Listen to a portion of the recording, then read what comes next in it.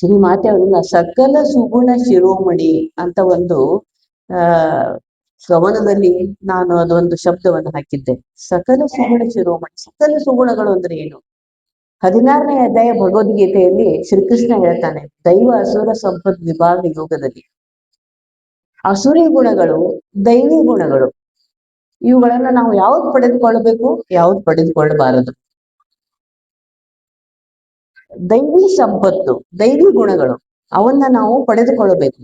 ಅಸುರಿ ಅವರಿಗೆ ಅದೇ ಸಂಪತ್ತು, ಷಡ್ವೈರಿಗಳು, ಅವನ್ನ ನಾವು ದೂರ ಇಡಬೇಕು.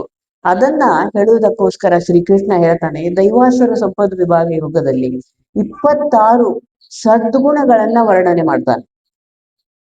ನಾವು ಶ್ರೀಮಾತೆ ಶಾರದಾದೇವಿಯವರ ಸಂಪೂರ್ಣ ಜೀವನವನ್ನ ಅರ್ಥೈಸಿಕೊಂಡು ನೋಡಿದಾಗ, ಅವರಿಗೆ ಗೊತ್ತಿತ್ತೋ ಗೊತ್ತಿಲ್ಲದೆಯೋ ಪ್ರತಿಯೊಂದು ಸದ್ಗುಣ ಹೇಗೆ ಅವರಲ್ಲಿ ಸಹಜವಾಗಿ ಒಂದಾಗಿತ್ತು ಅನ್ನುವಂಥದ್ದು ನಮ್ಮ ಗಮನಕ್ಕೆ ಬರ್ತದೆ. ಪ್ರತಿಯೊಂದು ಗುಣವನ್ನು ನಾವು ನೋಡಿದಾಗ ಇಂತಹ ಸದ್ಗುಣ ಇಲ್ಲ ಅಂತಿಲ್ಲ. ಯಾವ ಗುಣವನ್ನ ಕಷ್ಟಪಟ್ಟು ನೀವು ಪಡೆದುಕೊಳ್ಬೇಕು ಅಂತ ಕ್ಲಿಷ್ಟವಾದಂತಹ ಸಂಸ್ಕೃತದಲ್ಲಿ, ಅದು ಒಂದೇ ಶಬ್ದ ಅಲ್ಲ, ಸಂಸ್ಕೃತ ಇಷ್ಟು ಕಠಿಣ ಅಂತಂದ್ರೆ ಅದನ್ನ ಒಂದ್ಸರಿ ಉಚ್ಚಾರ ಮಾಡಬೇಕು ಅಂದ್ರೆ 20 ಸಾರಿ ಅದು ನಾವು ಓದ್ಬೇಕು.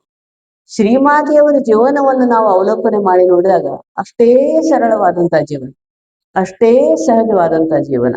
ಅಲ್ಲಿ ಯಾವ ಒತ್ತಕ್ಷರದ ಕುಸ್ತಿ ಇಲ್ಲ, ಯಾವ ದೀರ್ಘಾಕ್ಷರಗಳು ಬೇಕಾಗಿಲ್ಲ, 2 3 ಒತ್ತಗಳು, ನಿಸ್ಪೃಹ, ಕ್ಲಿಷ್ಟ, ಇಂಥ ಯಾವ ಶಬ್ದಗಳ ಯಾವುದೇ ರೀತಿಯ ಉಪಯೋಗನೂ ಬೇಕಾಗಿಲ್ಲ. ಸುಮ್ಮನೆ ಶಾಂತವಾಗಿ ಹರಿಯುವಂತ ಆ ಗಂಗಾ ನದಿಯ ಅನುಭವ ಹೇಗಾಗ್ತದೆ, ಮನಸ್ಸಿಗೆ ಆನಂದ. ಅಳತಾ ಇರುವಂತಹ ಒಂದು ಮಗುವನ್ನ ತಾಯಿ ಬಂದು ಒಂದು ವಾತ್ಸಲ್ಯದಿಂದ ಹೇಗೆ ತಲೆಯಿಂದ ಮನೆವರೆಗೂ ನೇವರಿಸ್ತಾಳೋ ಒಂದು ಅನುಭೂತಿ, ಅದರಿಂದ ಮಗು ಹೇಗೆ ಶಾಂತ ಆಗಿಬಿಡ್ತದೆ. ಶ್ರೀಮಾತೆಯವರ ಬಗ್ಗೆ ಓದಿದಾಗ ಪ್ರತಿಯೊಬ್ಬರಿಗೂ ಆಗುವಂತಹ ಅನುಭವ ಇದೆ. ಅವರ ಹೆಸರು ಶಾರದಾ ದೇವಿ. ಇದನ್ನೇ ನಾವು ನೋಡಿದಾಗ ಶಾ ಅಂದರೆ ಶಾಂತಿ ಅಂತ ಹೇಳ್ಬೋದು ನಾವು. ಈ 26 ಗುಣಗಳನ್ನ ಸಮರೈಸ್ ಮಾಡಿ ಬರೀ 5 ಅಕ್ಷರಗಳಲ್ಲಿ ಶಾರದಾ ದೇವಿ ಅನ್ನುವಂತ ಇದರಲ್ಲಿ ಕಾಂಪ್ಯಾಕ್ಟ್ ಆಗಿ ನಾವು ಅವರನ್ನ ಪ್ರೆಸೆಂಟ್ ಮಾಡ್ಬೋದು ಅಂತ ಹೇಳ್ಬೋದು. ಶಾ ಅಂದರೆ ಶಾಂತಿಯ ಪ್ರತೀಕ ಶಾರದೆ. ರ ಅಂತಂದ್ರೆ ರಕ್ಷಣೆ. ರಕ್ಷಣೆ, ತಾಯಿ ಕೊಡುವಂತ ರಕ್ಷಣೆಯನ್ನು ಬೇರೆ ಇನ್ಯಾರು ಕೊಡ್ಲಿಕ್ಕೆ ಸಾಧ್ಯ ಇದೆ ಜಗತ್ತಿನಲ್ಲಿ? ತನ್ನ ಪ್ರಾಣವನ್ನು ಪಣಕ್ಕೆ ಇಟ್ಟಾದ್ರೂ ಅಡ್ಡಿ ಇಲ್ಲ, ತನ್ನ ಮಕ್ಕಳನ್ನ ಕಾಯಬೇಕು, ರಕ್ಷಿಸಬೇಕು ಅನ್ನುವಂತಹ ಕಳಕಳಿ ತಾಯಿಗೆ ಮಾತ್ರ ಇರ್ಲಿಕ್ಕೆ ಸಾಧ್ಯ ಇದೆ. ಅಂತಹ ಒಂದು ರಕ್ಷಣಾ ಮನೋಭಾವ ಶಾರದಾ. ದಾಯಿನಿ. ಏನು ದಾಯಿನಿ? ವಿವೇಕದಾಯಿನಿ, ವಿದ್ಯಾದಾಯಿನಿ, ಅಭಯದಾಯಿನಿ, ದಾನವನ್ನು ಮಾಡುವಂತಹ ಮನೋಭಾವ. ಇವೆಲ್ಲ ಸಕಲ 26 ಗುಣಗಳಲ್ಲಿ ಶ್ರೀಕೃಷ್ಣ ಹೇಳ್ತಾನೆ. ಶಾರದಾ ಅಂದರೆ ಈ 3 ಇದರಲ್ಲಿ ನಾವು ಅದನ್ನ ಒಂದು ಪಿನ್ ಫಾರ್ಮ್ನಲ್ಲಿ ಜಿಪ್ ಮಾಡಿ ಇಟ್ಟರೆ ಈ 3 ಶಾರದಾ.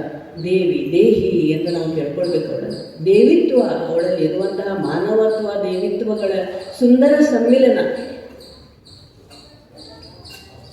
ಮಾನವನ ಶರೀರದಲ್ಲಿ ಇದ್ದುಕೊಂಡು ಹೇಗೆ ದೈವಿ ಗುಣಗಳನ್ನು ಮ್ಯಾನಿಫೆಸ್ಟ್ ಮಾಡ್ಲಿಕ್ಕೆ ಸಾಧ್ಯ ಇದೆ? ಈಗ ಶ್ರೀಕೃಷ್ಣ ಹಾಗೆ ಇದ್ದ, ಶ್ರೀರಾಮ ಹಾಗೆ ಇದ್ದ, ಅವರು ದೇವರೇ. ಅವರು ಬಹಳ ದೂರಲ್ಲಿ ಕೂತಿದ್ದಾರೆ. ಅವರು ಆ್ಯಕ್ಚುಲಿ ಹೇಗಿದ್ರು ಅಂತ ನೋಡ್ಲಿಕ್ಕೆ ನಮಗೆ ಅವರ ಫೋಟೋ ಕೂಡ ಇಲ್ಲ. ಮಾನವ ದೇಹದ ಧಾರಣೆಯನ್ನು ಮಾಡಿಕೊಂಡು ಭಗವಂತನ ಮಟ್ಟಕ್ಕೆ ಬೆಳೆಯಲಿಕ್ಕೆ ಸಾಧ್ಯ ಇದೆ ಅನ್ನುವಂಥ ಒಂದು ಅಶ್ಯೂರೆನ್ಸ್ ಸಿಗೋದೇ ಶ್ರೀಮಾತೆ ಶಾರದಾ ದೇವಿಯವರ, ಶ್ರೀರಾಮಕೃಷ್ಣರ, ಸ್ವಾಮಿ ವಿವೇಕಾನಂದರನ್ನು ನಾವು ನೋಡಿದಾಗ ನಮಗೆ ಗೊತ್ತಾಗ್ತದೆ. ಇಂಥ ಫೋಟೋದಲ್ಲಿ ಇವರು ಕಾಣ್ತಾ ಇದ್ದಾರೆ ಅಂದರೆ ಈ ಥರ ಇದ್ದರು, ನಮ್ಮ ಥರನೇ 2 ಕೈ, 2 ಕಾಲು, 1 ತಲೆ. ಆದರೂ ಕೂಡ ನಾವು ಇವತ್ತು ಅವರನ್ನು ದೇವರ ಸ್ಥಾನದಲ್ಲಿ ಕುಳಿತು ಪೂಜೆ ಮಾಡ್ತಾ ಇದ್ದೀವಲ್ಲ, ಕಾರಣ ಅವರಲ್ಲಿ ಇರುವಂತಹ ಆ ದೈವಿ ಗುಣ, ದೇವಿತ್ವ. ಇದೆಲ್ಲ ಹೇಗೆ ಅವ್ರಿಗೆ ಬೆಳೆಸ್ಕೊಳ್ಳಿಕ್ಕೆ ಸಾಧ್ಯ ಆಯಿತು? ಇದೆಲ್ಲ ನಾವು ನೋಡಿದಾಗ ಸತತವಾಗಿ ಈ ವಿ ಅಂತ ಇನ್ನೊಂದು ಬರ್ತದೆ, ಶಾರದಾ ದೇವಿ. ವಿ ಪೂರ್ತಿ ಕಂಪ್ಲೀಟ್ ಮಾಡಬೇಕು ಅಂತಂದರೆ ವಿವೇಕ. ಎಂತಹ ವಿವೇಕ ಇತ್ತು ಅವರಲ್ಲಿ ಅಂತಂದರೆ, ವಿಶ್ವಾಸನೂ ಹಾಗೆ ಇತ್ತು, ವಿವೇಕನೂ ಹಾಗೆ ಇತ್ತು. ವಿವೇಕ ಅಂತಂದರೆ ಎಷ್ಟು ಕಲಿತು ಮಾಡಿದಂತಹ ದೊಡ್ಡ ದೊಡ್ಡ ಪದವೀಧರರು ಕೂಡ ಎಷ್ಟು ಸರಿ ಅವಿವೇಕದಿಂದ ವರ್ತನೆ ಮಾಡೋದನ್ನು ನಾವು ನೋಡ್ತಾ ಇರ್ತೀವಿ. ಒಂದು ಸಾಮಾನ್ಯ ಹಳ್ಳಿಯ ಮಹಿಳೆ ಲಿಟರಲಿ ಥಂಬ್ ಇಂಪ್ರೆಷನ್, ಎಲ್ಲಿಯಾದರೂ ಸಹಿ ಮಾಡಬೇಕು ಅಂತಂದರೆ ಅವರ ಎಡಗೈ ಥಂಬ್ ಇಂಪ್ರೆಷನ್. ಇವತ್ತಿಗೂ ಆ ಕೊಯಲ್ಪಾದ ಆಶ್ರಮದಲ್ಲಿ ಎಲ್ಲ ಅವರ ಹೆಸರಲ್ಲಿ ಕೆಲವೊಂದು ಆಸ್ತಿಗಳು ಅವರ ಥಂಬ್ ಇಂಪ್ರೆಷನ್ನಲ್ಲೇ ನಮೂದಿತಾಗಿರುವಂಥದ್ದು. ತಮ್ಮ ಹೆಸರನ್ನು ಕೂಡ ಸರಿಯಾಗಿ ಬರೀಲಿಕ್ಕೆ ಬರಲಾರದಂತಹ ಶ್ರೀಮಾತೆ ಶಾರದಾದೇವಿಯವರು, ಅವಳು ಜಗತ್ತಿಗೆ ಜ್ಞಾನವನ್ನು ಕೊಡಲು ಬಂದಂತಹ ಸರಸ್ವತಿ ಅಂತ ಹೇಳ್ತಾರಲ್ಲ ಇಲ್ಲಿ ಶ್ರೀರಾಮಕೃಷ್ಣರು. ಹಾಗಾದರೆ ಇಷ್ಟೊಂದು ಡಿಗ್ರಿಗಳನ್ನು ತೆಗೆದುಕೊಂಡು ಇಷ್ಟೊಂದು ಓದಲಿಕ್ಕೆ ಬರೀಲಿಕ್ಕೆ ಕನ್ನಂತ ನಮಗೆ ವಿವೇಕಾನಂದರದ್ದು ಅರಿವಿಲ್ಲ ಅನ್ನಂಗಾಗಿರುತ್ತೆ. ನಿಜವಾದ ಜ್ಞಾನ ಅಂದರೆ ಏನು? ಜ್ಞಾನದಾಯಿನಿ ಸರಸ್ವತಿ ಅಂತಂದರೆ ನಿಜವಾದ ಜ್ಞಾನ ಅಂದರೆ ಯಾರು ಯಾವಾಗಲೂ ಒಂದು ಆನಂದದ ಪರಿಸ್ಥಿತಿಯಲ್ಲಿ ಇರ್ತಾರೋ ಅವರೇ ನಿಜವಾದ ಜ್ಞಾನಿ. ಅದಕ್ಕೆ ಯಾವ ಅಕ್ಷರ ಜ್ಞಾನ ಬೇಕಾಗಿಲ್ಲ, ಯಾವ ಯೂನಿವರ್ಸಿಟಿ ಸರ್ಟಿಫಿಕೇಟ್ ಬೇಕಾಗಿಲ್ಲ. ಅಲ್ಲಿ ಬೇಕಾಗಿರೋದು ಆಂತರಿಕ ಸಮಾಧಾನ, ಆಂತರಿಕ ಶಾಂತಿ, ಆಂತರಿಕ ತೃಪ್ತಿ, ನಿಸ್ವಾರ್ಥ. ಈ ದೈವಿ ಗುಣಗಳನ್ನು ಯಾರು ಹೊಂದಿಕೊಂಡಿರ್ತಾರೋ ಸಹಜವಾಗಿ ಅವರಲ್ಲಿ ಒಂದಾಗಿರ್ತದೋ ಅವರಿಗೆ ಯಾವ ಡಿಗ್ರಿ ಬೇಕಾಗಿಲ್ಲ, ಯಾವ ಯೂನಿವರ್ಸಿಟಿ ಸರ್ಟಿಫಿಕೇಟ್ ಕೊಡಬೇಕಾಗಿಲ್ಲ. ಅವರು ಜ್ಞಾನವನ್ನು ಕೊಡಲು ಬಂದಂತಹ ಜ್ಞಾನದಾಯಿನಿ. ಇವತ್ತಿಗೂ ನಾವು ನಹಬತ್ನಲ್ಲಿ ಹೋಗಿ ನೋಡಿದರೆ, ಕಲ್ಕತ್ತಾದಲ್ಲಿ ಕಾಲಿ ಮಂದಿರದಲ್ಲಿ ನಹಬತ್ ಖಾನೆಯನ್ನು ನೋಡಿದಾಗ ಒಂದು ಮನುಷ್ಯ ಮಲಗಿದರೆ ಒಂದು ಮನುಷ್ಯ ಎದ್ದು ಕುತ್ಕೊಳ್ಬೇಕಾಗ್ತದೆ. ಅಷ್ಟು ಚಿಕ್ಕದಾದಂಥ ಒಂದು ಕೊಠಡಿ. ಅದು ಪೂರ್ತಿ ಚೌಕಾಕಾರವಾಗಿ ಕೂಡ ಇಲ್ಲ, ಅದು ಒಂಥರ ಷಟ್ಕೋನ ಥರ ಇರುವಂಥದ್ದು. ಪೂರ್ತಿ ಇಬ್ಬರು ಮಲಗಲಿಕ್ಕೂ ಸಾಧ್ಯ ಇಲ್ಲ. ಅಂತಹ ಒಂದು ಚಿಕ್ಕ ಕೊಠಡಿ ಎಷ್ಟು ಸಾರಿ ತಲೆ ಬಡಿಸ್ಕೊಳ್ತಾ ಇದ್ದರು ಶ್ರೀಮಾತೆ. ಅಂತಹ ನಹಬತ್ ಖಾನೆಯಲ್ಲಿ ಎಷ್ಟೋ ಜನರಿಗೆ ಅಡಿಗೆ ಮಾಡಿ ಬಡಿಸುವಂಥದ್ದು. ಅಂಥ ಒಂದು ಸಂದರ್ಭದಲ್ಲಿ ಇದ್ದಾಗ ಕೂಡ ಮುಂದೆ ಹೇಳ್ತಾರವರು, ನಹಬತ್ ಖಾನೆಯಲ್ಲಿದ್ದಾಗ ಎಷ್ಟು ಸಮಾಧಾನ ಸಂತೋಷ ಇರ್ತಿತ್ತಂದರೆ ಆನಂದದ ಬಿಂದಿಗೆಯನ್ನು ನನ್ನ ಹೃದಯದಲ್ಲಿ ಇಟ್ಕೊಟ್ಟಿದ್ದೇನೇನೋ ಅನ್ನುವಂಥ ಅನುಭವ ನನಗಾಗ್ತಾ ಇತ್ತು ಅಂತ. ಇವತ್ತು 3 BHK double storeyed, triple storeyed building ಎಲ್ಲ ಇರ್ತದೆ. ಆನಂದದ ಬಿಂದಿಗೆ ಎಲ್ಲ ಒಂದು ತೀರ್ಥ ಸೌಟದಿಂದ ಬೀಳುವಂಥ ತೀರ್ಥದಷ್ಟು ಆನಂದ ಅನುಭೂತಿ ನಮಗಾಗೋದಿಲ್ಲ. ಯಾಕೆ? ವಾಂಟ್ಸ್ ನಮಗೆ ಅದು ಬೇಕು, ಇದು ಬೇಕು, ಅದು ಗ್ರ್ಯಾಬ್ ಮಾಡಬೇಕು, ಇದು ಗ್ರ್ಯಾಬ್ ಮಾಡಬೇಕು, ಸಮಾಧಾನವೇ ಇರೋದಿಲ್ಲ. ಜಯರಾಮ್ ಬಾಟಿಯ ಬಗ್ಗೆ ವರ್ಣನೆಯನ್ನು ಮಾಡ್ತಾರೆ. ಮೊದಲು ತೆಂತೂಲ್ಪುರಿ ಅಂತ ಕರೀತಾ ಇದ್ದರಂತೆ. ಅಂದರೆ ಸಣ್ಣ ಸಣ್ಣ ಹಳ್ಳಿಗಳ ಒಂದು ಗ್ರೂಪ್ ಅದು. ಅದನ್ನು ತೆಂತೂಲ್ಪುರಿ ಅಂತ ಒಂದು ಬಂಗಾಳಿಯಲ್ಲಿ ಬರುವಂಥ ಒಂದು ಶಬ್ದ. ಆ ಹಳ್ಳಿಯಲ್ಲಿ ಬರಬೇಕು ಅಂತಂದರೆ ಎಷ್ಟು ಕಷ್ಟ ಆಗ್ತಾ ಇತ್ತು. ಅದರಲ್ಲೂ ಮಳೆಗಾಲ ಬಂದುಬಿಡ್ತು ಅಂದರೆ ಸುರಿಯುವಂಥ ವಿಪರೀತವಾದಂಥ ಮಳೆ. ಆಮೋದರ ನದಿ, ಅಲ್ಲಿ ಹೋಗ್ತಾ ಇದ್ದಂಥ ರಾಡಿ ನೀರು, ಕೊಚ್ಚೆ ನೀರು ಎಲ್ಲ ಒಂದು ಕಡೆ ಬರೋದು. ಅಲ್ಲಿ ತಲುಪೋದೇ ಬಹಳ ಕಷ್ಟ. ಇಂಥ ಒಂದು ಮಳೆಗಾಲದ ಸಮಯದಲ್ಲಿ ಸ್ವಾಮಿ ಶಾರದಾನಂದರು ಯೋಗಿನ್ಮ ಶ್ರೀಮಾತೆಯವರಿಗೆ ಆರಾಮಿರ್ಲಾರ್ದಾಗ ಜಯರಾಮ್ ಬಾಟಿಗೆ ಬರ್ತಾ ಇರ್ತಾರೆ. ಅವರು ಕಲ್ಕತ್ತಾದಿಂದ ಬರಬೇಕಾಗಿರ್ತದೆ. ಬರುವಾಗ ದಾರಿಯಲ್ಲಿ ಇಷ್ಟು ಕೊಳಚೆ ಆಗಿರ್ತದೆ. ಅಲ್ಲಿ ಏನು ಬಹಳ ಕಷ್ಟಪಟ್ಟು ಬರಬೇಕು. ಯೋಗಿನ್ಮ ಹೇಳ್ತಾಳೆ ಸ್ವಾಮಿ ಶಾರದಾನಂದರಿಗೆ, ಬನಾರಸ್ಸಿಗೆ ಹೋಗೋದು ಇದು ಸರಳ ಆಗ್ತದೆ, ಗಯಾದ ಕ್ಷೇತ್ರಕ್ಕೆ ಹೋಗೋದು ಎಷ್ಟು ಸರಳ ಇದೆ, ಇವಳು ಜಯರಾಮ್ ಬಾಟಿಗೆ ಬರೋದು ಎಷ್ಟು ಕಷ್ಟ ಆಗ್ತಾ ಇದೆ ನೋಡಿ ನನಗೆ. ಸ್ವಾಮಿ ಶಾರದಾನಂದ ಹೇಳಿರುತ್ತೆ, ನಿನ್ನ ಮಾತಿನ ಅರ್ಥ ಏನು? ಜಯರಾಮ್ ಬಾಟಿ ಆ ಗಯೆ ಮತ್ತು ಬನಾರಸ್ಸಿಗಿಂತಲೂ ಕಡಿಮೆ ಪುಣ್ಯಕ್ಷೇತ್ರ ಅಂತ ಅನ್ಕೊಂಡಿದೀಯಾ ನೀನು?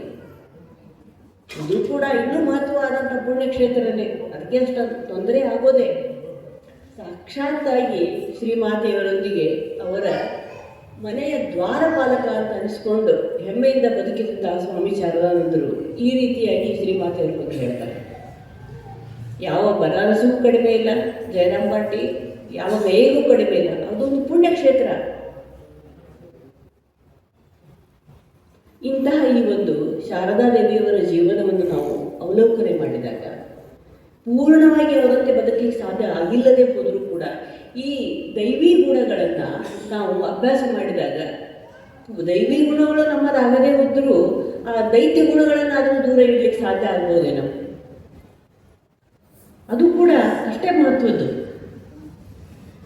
ಈ ದೈವಿ ಗುಣಗಳಲ್ಲಿ ದೈವಾಸುರ ಸಂಪದ ವಿಭಾಗದಲ್ಲಿ ಮೊದಲನೇದಾಗಿ ಹೇಳುವಂಥದ್ದು ಕೃಷ್ಣ ಅಭಯ, ಸತ್ವಶುದ್ಧಿ, ಸತ್ವ ಸಂಶುದ್ಧಿ, ಜ್ಞಾನದಲ್ಲಿ ಇರುವಂಥದ್ದು, ಆರ್ಜವ ಸ್ಥಿತಿ, ಇವೆಲ್ಲ ಕೆಲವೊಂದು ದೈವಿ ಗುಣಗಳು.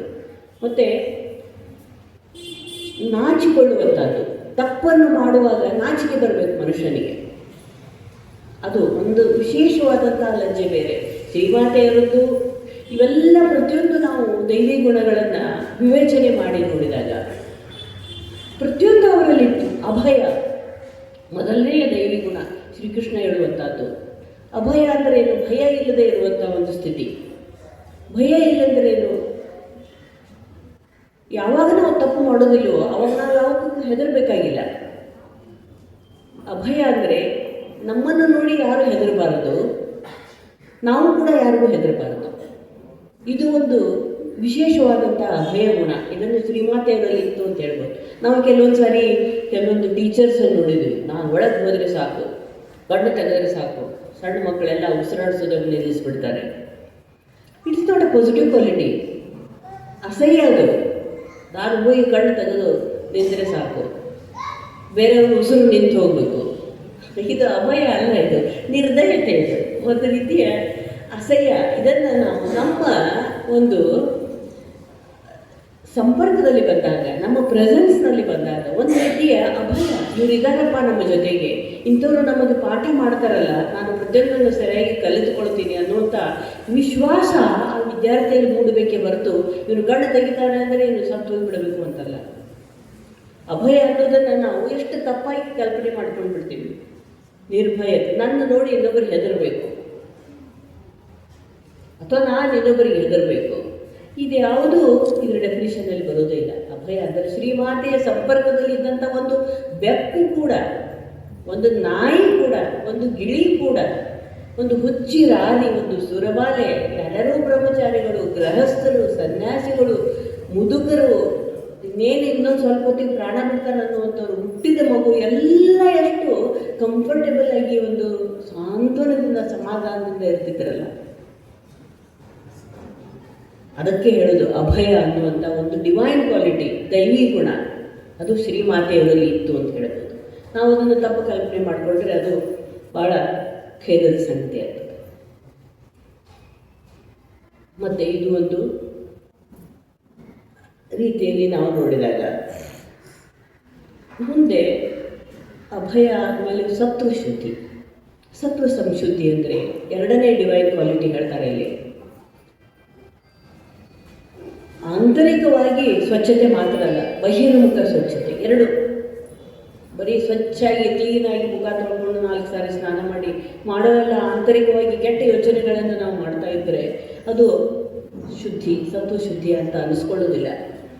ಆಂತರಿಕ ಶುದ್ಧಿಗೆ ಹೆಚ್ಚಿನ ಮಹತ್ವ. ಇದನ್ನು ನಾವು ಕನಕದಾಸರ ಒಂದು ಕಥೆಯಲ್ಲಿ ಕೂಡ ನೋಡ್ಬೋದು. ವ್ಯಾಸರ ಹತ್ರ ಅವರು ಒಂದು ತಾಮ್ರದ ಬಿಂದಿಗೆ, ಒಂದು ಸಣ್ಣ ಒಂದು ತಾಮ್ರದ ಒಂದು ಪಾತ್ರೆಯನ್ನು ತನ್ನ ಎಲ್ಲ ತಂಬಿಗೆಯನ್ನು ತಮ್ಮ ಶಿಷ್ಯರಿಗೆ ಕೊಟ್ಟು ಹೇಳ್ತಾರೆ, ಚೆನ್ನಾಗಿ ಇದನ್ನು ಸ್ವಚ್ಛ ಮಾಡ್ಕೊಂಡು ಬನ್ನಿರಿ ಅಂತ. ಆವಾಗ ಎಲ್ಲರೂ ಮಾಡ್ಕೊಂಡು ಬರ್ತಾರೆ. ಎಷ್ಟು ತಿಕ್ಕಿದ್ದು ಹಾಕಿ ತಿಕ್ಕಿದ್ದು ಗುರುಗಳನ್ನು ಇಂಪ್ರೆಸ್ ಮಾಡಬೇಕಲ್ಲ. ಎಲ್ಲರೂ ನೋಡ್ತಾರೆ, ಒಂದಕ್ಕಿಂತಲೂ ಒಂದು ಬಂಗಾರದಕ್ಕಿಂತಲೂ ಹೆಚ್ಚು ಕಳೀತಾ ಇರ್ತದೆ. ಹಾಗೆ ಕನಕದಾಸರನ್ನು ಕರೀತಾರೆ. ಅಲ್ಲಿ ಏನು ಯಾವ ಥರದ್ದು ಗ್ಲೇರ್ ಇರೋದಿಲ್ಲ, ಅದರ ಒಳಗಡೆ ನೋಡಿದಾಗ ಮಾತ್ರ ಅದು ಬಂಗಾರಕ್ಕಿಂತಲೂ ಹೆಚ್ಚು ಅಪ್ಪಟ ಸುಂದರವಾಗಿ ಬೆಳೀತಾ ಇರ್ತದೆ. ಅದನ್ನು ಸೆಲೆಕ್ಟ್ ಮಾಡ್ತಾರೆ ಗುರುಗಳು. ಅವ್ರಿಗೆ ಹೇಳ್ತಾರೆ, ನಾವು ನೀರು ಹಾಕಬೇಕಾಗಿರೋದು ಒಳಗಡೆ, ತಂಬಿಗೆ ಒಳಗಡೆ ಎಲ್ಲ ಕೊಳೆಯನ್ನು ಇಟ್ಬಿಟ್ಟು ಮೇಲೆ ನೀನು ತಿಕ್ಕಿ ಒಳೆಯೋ ಥರ ನಾವು ಮಾಡಿದರೆ ಒಳಗಡೆ ಎಷ್ಟು ಕೊಳೆ ಇದೆ ಅಲ್ಲ. ನಮ್ಮ ಹೊಟ್ಟೆ ಒಳಗೆ, ನಮ್ಮ ದೇಹದಲ್ಲಿ ರಕ್ತ ಆಗಬೇಕಾಗಿರೋದು ಆ ನೀರೇ, ಜಲಕ್ಕನೇ ಎಲ್ಲೋ ಒಂದು ರೀತಿಯ ಶುದ್ಧಿ ಇಲ್ಲ. ನೀವು ಹೊರಗಡೆ ಎಷ್ಟು ತಿಕ್ಕಿದ್ರೆ ಏನಾಗಬೇಕಾಗಿದೆ? ಸತ್ವ ಸಂಶುದ್ಧಿ. ಗುರುಗಳು ಹೇಳ್ತಾರೆ, ಇದು ಒಂದು ಮಾತ್ರ, ಒಳಗಡೆ ಎಷ್ಟು ಅದರಲ್ಲಿ ಬ್ರೈಟ್ನೆಸ್ ಇದೆ, ಎಷ್ಟು ಸ್ವಚ್ಛತೆ ಇದೆ ಅಂತಂದರೆ ಇದನ್ನು ಸೇವಿಸಿದಾಗ ನಮಗೆ ಯಾವುದೇ ಬಗೆಯ ತೊಂದರೆ ಆಗೋದಿಲ್ಲ ಅನ್ನುವಂಥ ಒಂದು ಆತ್ಮವಿಶ್ವಾಸ, ಸತ್ವ ಸಂಶುದ್ಧಿ. ಇದನ್ನು ಶ್ರೀಮಾತೆಯವರ ಜೀವನದಲ್ಲಿ ನಾವು ಯಾವಾಗಲೂ ಕಾಣ್ತೇವೆ. ಆಂತರಿಕ ಸ್ವಚ್ಛತೆ, ಸತ್ಯಸಂಧತೆ, ತಪ್ಪಿ ಕೂಡ ಚೇಷ್ಟೆಗಾಗಿ ಕೂಡ ಸುಳ್ಳು ಮಾತನಾಡಿದ್ದು ಸಾಧ್ಯವೇ ಇಲ್ಲ ಅವರ ಜೀವನದಲ್ಲಿ. ಇದನ್ನು ನಾವು ಶ್ರೀರಾಮಕೃಷ್ಣರ ಜೀವನದಲ್ಲಿ ಕೂಡ ನೋಡ್ತೀವಿ. ಶ್ರೀಮಾತೆ ಶಾರದಾ ದೇವಿಯರಿಗೆ ಹುಷಾರಿರುವುದಿಲ್ಲ. ಅವಾಗ ಕ್ರಿಸ್ಟೋಲಾಲ್ ಕೆಸ್ಟೋಲಾಲ್ ಅಂತ ಕರಿತಾ ಇರ್ತಾರೆ. ಅವ್ರಿಗೆ ಪೂರ್ತಿ ಸರಿಯಾಗಿ ಕರೀಲಿಕ್ಕೆ ಬರ್ತಾ ಇರೋದಿಲ್ಲ. ನಿವೇದಿತಾ ಬಂದಾಗ ನಿನ್ನ ಹೆಸರೇನು ಅಂತಾರೆ, ಮಾರ್ಗರೆಟ್ ಎಲಿಜಬೆತ್ ನೋಬೆಲ್. ಅಷ್ಟು ಉದ್ದದೆಲ್ಲ ಅನ್ಲಿಕ್ಕೆ ಆಗೋದಿಲ್ಲಮ್ಮ, ಕುಕ್ಕಿ ಅಂತ ಕರಿತೀನಿ ನಾನು. ಕುಕ್ಕಿ ಅಂದರೆ ಬೆಂಗಾಲಿಯಲ್ಲಿ ಸಣ್ಣ ಮಗು ಅಂತ. ಕುಕ್ಕಿ ತುಮಿ ಶಿಕ್ಷ ನೀನು ಬಂದೆಯಾ ಹಾಗೆ. ಸೊ ಕುಕ್ಕಿ ಅಂತ ಕರಿತಾ ಇರ್ತಾರೆ ಅವಳಿಗೆ. ಅದೇ ಅವಳಿಗೆ ಭಾಳ ಇಷ್ಟ ಆಗಿಬಿಡ್ತದೆ. ತೊಮಾದೇನ್ ಕುಕ್ಕಿ ಅಂತ ಅವಳು ಸಿಗ್ನೇಚರ್ ಮಾಡ್ತಾ ಇರ್ತಾಳೆ. ಆ ರೀತಿಯ ಒಂದು ಬಾಂಧವ್ಯ. ಅಷ್ಟು ದೊಡ್ಡ ಹೆಸರನ್ನು ಕರೆದು ಅವಳನ್ನ ಇಂಪ್ರೆಸ್ ಮಾಡಬೇಕಾಗಿಲ್ಲ ಅವರಿಗೆ. ಸರಳತೆ ಎಷ್ಟೊಂದಿತ್ತು. ಸತ್ಯಸಂಧತೆ ಬಗ್ಗೆ ನಾವು ಮಾತನಾಡ್ತೀವಿ. ಕ್ರಿಸ್ಟೋಲಾಲ್ ಅನ್ನುವಂಥ ಒಬ್ಬ, ಅವನಿಗೆ ಕೆಸ್ಟೋ ಅಂತ ಕರೀತಾ ಇರ್ತಾರೆ. ಅವನು ಬಂದಾಗ ಒಂದು ಸರಿ ಏನಾಗ್ತದೆ, ಶ್ರೀಮಾತೆಯವರಿಗೆ ಜ್ವರ ಬಂದಿರ್ತದೆ, ಬಹಳಷ್ಟು ಜ್ವರದಿಂದ ಬಳಲ್ತಾ ಇರ್ತಾರೆ. ಅದರ ಹಿಂದಿನ ದಿನ ಅವರೇನು ಹೇಳಿರ್ತಾರೆ, ಕೃಷ್ಣಲಾಲ್ ಬರ್ತಾನೆ 5 ಗಂಟೆಗೆ, ನಾನು ಗಂಗಾ ನದಿಗೆ ಹೋಗಿ ಸ್ನಾನ ಮಾಡಿ ಬರ್ತೀನಿ ಅಂತ ಹೇಳಿರ್ತಾರೆ. ಅವನು ಮೊದಲೇ ಪ್ಲ್ಯಾನ್ ಮಾಡಿರ್ತಾರೆ, 5:30ಗೆ ಶ್ರೀಮಾತೆ ಅವರನ್ನು ಕರೆದುಕೊಂಡು ಹೋಗಬೇಕು ಅಂತ ಬರ್ತಾನೆ. ಆದರೆ ಇವರು ವಿಪರೀತ ಜ್ವರ, ಥಂಡಿ, ನಡುಗು. ಗೋಲಾಮ್ಮ ಹೇಳ್ತಾಳೆ, ಇಷ್ಟೊಂದು ಜ್ವರ ಬಂದಿದೆ ನಿನಗೆ, ಇಂಥದ್ರಲ್ಲಿ ನೀನು ಹೊರಗಡೆ ಹೋಗಿ ಸ್ನಾನ ಮಾಡಿ ಬರಬೇಕಾ? ಬೇಡ. ಹೌದಲ್ಲ, ಹೌದು, ಆರಾಮಿಲ್ಲ ಅಂತ ಒಂದು ಕ್ಷಣ ಯೋಚನೆ ಮಾಡಿ ತಕ್ಷಣ ನಾಲಿಗೆ ಕಚ್ಚಿ ಹೇಳ್ತಾರೆ, ಏನು ಮಾತನಾಡ್ತೀಯ ಗೋಲಾಮ್ಮ ನೀನು? ನಾನು ನಿನ್ನೆ ಅವನಿಗೆ ಏನು ಹೇಳಿದ್ದೆ, 5:30ಗೆ ಸ್ನಾನಕ್ಕೆ ಹೋಗ್ತೀನಿ ಅಂತ ಹೇಳಿದ್ದೆ. ಆ ಮಾತಿಗೆ ನಾನು ತಪ್ಪಿದ ಹಾಗೆ ಆಗ್ತದಲ್ಲ. ಜ್ವರ ಬಂದರೆ ಏನಾಯಿತು, ಚಳಿ ಆದರೆ ಏನಾಯಿತು? ಮಾತು ಅಷ್ಟು ಅಗ್ಗವಾಗಿದೆ ಅಂತ ತಿಳಿದುಕೊಂಡು ಬಿಟ್ಟಿದೆಯಾ ನೀನು? ಈ ಮಾತು ನೋಡಿ, ನಮಗೆ ಇದ್ರ ಸೀರಿಯಸ್ನೆಸ್ ನಾವು ಅರ್ಥ ಮಾಡ್ಕೊಂಡು ನೋಡಿದಾಗ, ನಾವು ಅವರ ಸ್ಥಾನದಲ್ಲಿ ಇದ್ಕೊಂಡಾಗ ಇದನ್ನು ನಾವು ಸುಳ್ಳೆಂದು ಪರಿಗಣಿಸ್ಲಿಕ್ಕೆ ಸಾಧ್ಯ ಇದೆನಾ? ಈ ಮಾತು ಸುಳ್ಳು ಅಂತ ಅನ್ಬಹುದಾ? ನಿನ್ನೆ ಆರಾಮಿದ್ದೆ, ಸ್ನಾನಕ್ಕೆ ಹೋಗ್ಬೇಕನ್ಸಿತ್ತು, ಇವತ್ತು ಆರಾಮಿಲ್ಲ, ಹೋಗೋದಿಲ್ಲ. ಅಷ್ಟೇ ಸಿಂಪಲ್ ಇದೆ. ಯಾಕಂದ್ರೆ ನಾವು ಮಾತನ್ನು ಅಷ್ಟು ಅಗ್ಗವಾಗಿ ಪರಿಗಣಿಸ್ತೇವೆ. ನಾವು ನಿನ್ನೆ ಮಾತಾಡಿದ್ದೀವಿ ಅಂತ ನೆನಪಿರೋದಿಲ್ಲ, ಇನ್ನೊಂದು ತಾಸಿಗೆ ಏನು ಮಾತಾಡ್ತೇವೋ ಗೊತ್ತಿಲ್ಲ. ಮಾತಿನ ಮಾತು ಅಷ್ಟೇ. ಆದರೆ ಅವರು ಮಾತನಾಡಿದ ಮಾತು ಎಷ್ಟರ ಮಟ್ಟಿಗೂ ಅವರ ತಲೆಯಲ್ಲಿತ್ತು ಅಂತಂದರೆ, ಅದೇನು ಮಾತನಾಡ್ತಾ ಇದೆಯಾ ನೀನು? ಮಾತು ಇತ್ತೀಚೆಗೆ ಇಷ್ಟೊಂದು ಅಗ್ಗವಾಗಿ ಬಿಟ್ಟಿದೆಯಾ? ನಾನು ಹಾಗೆ ಮಾಡಲಿಕ್ಕೆ ಆಗ್ತದೆಯಾ?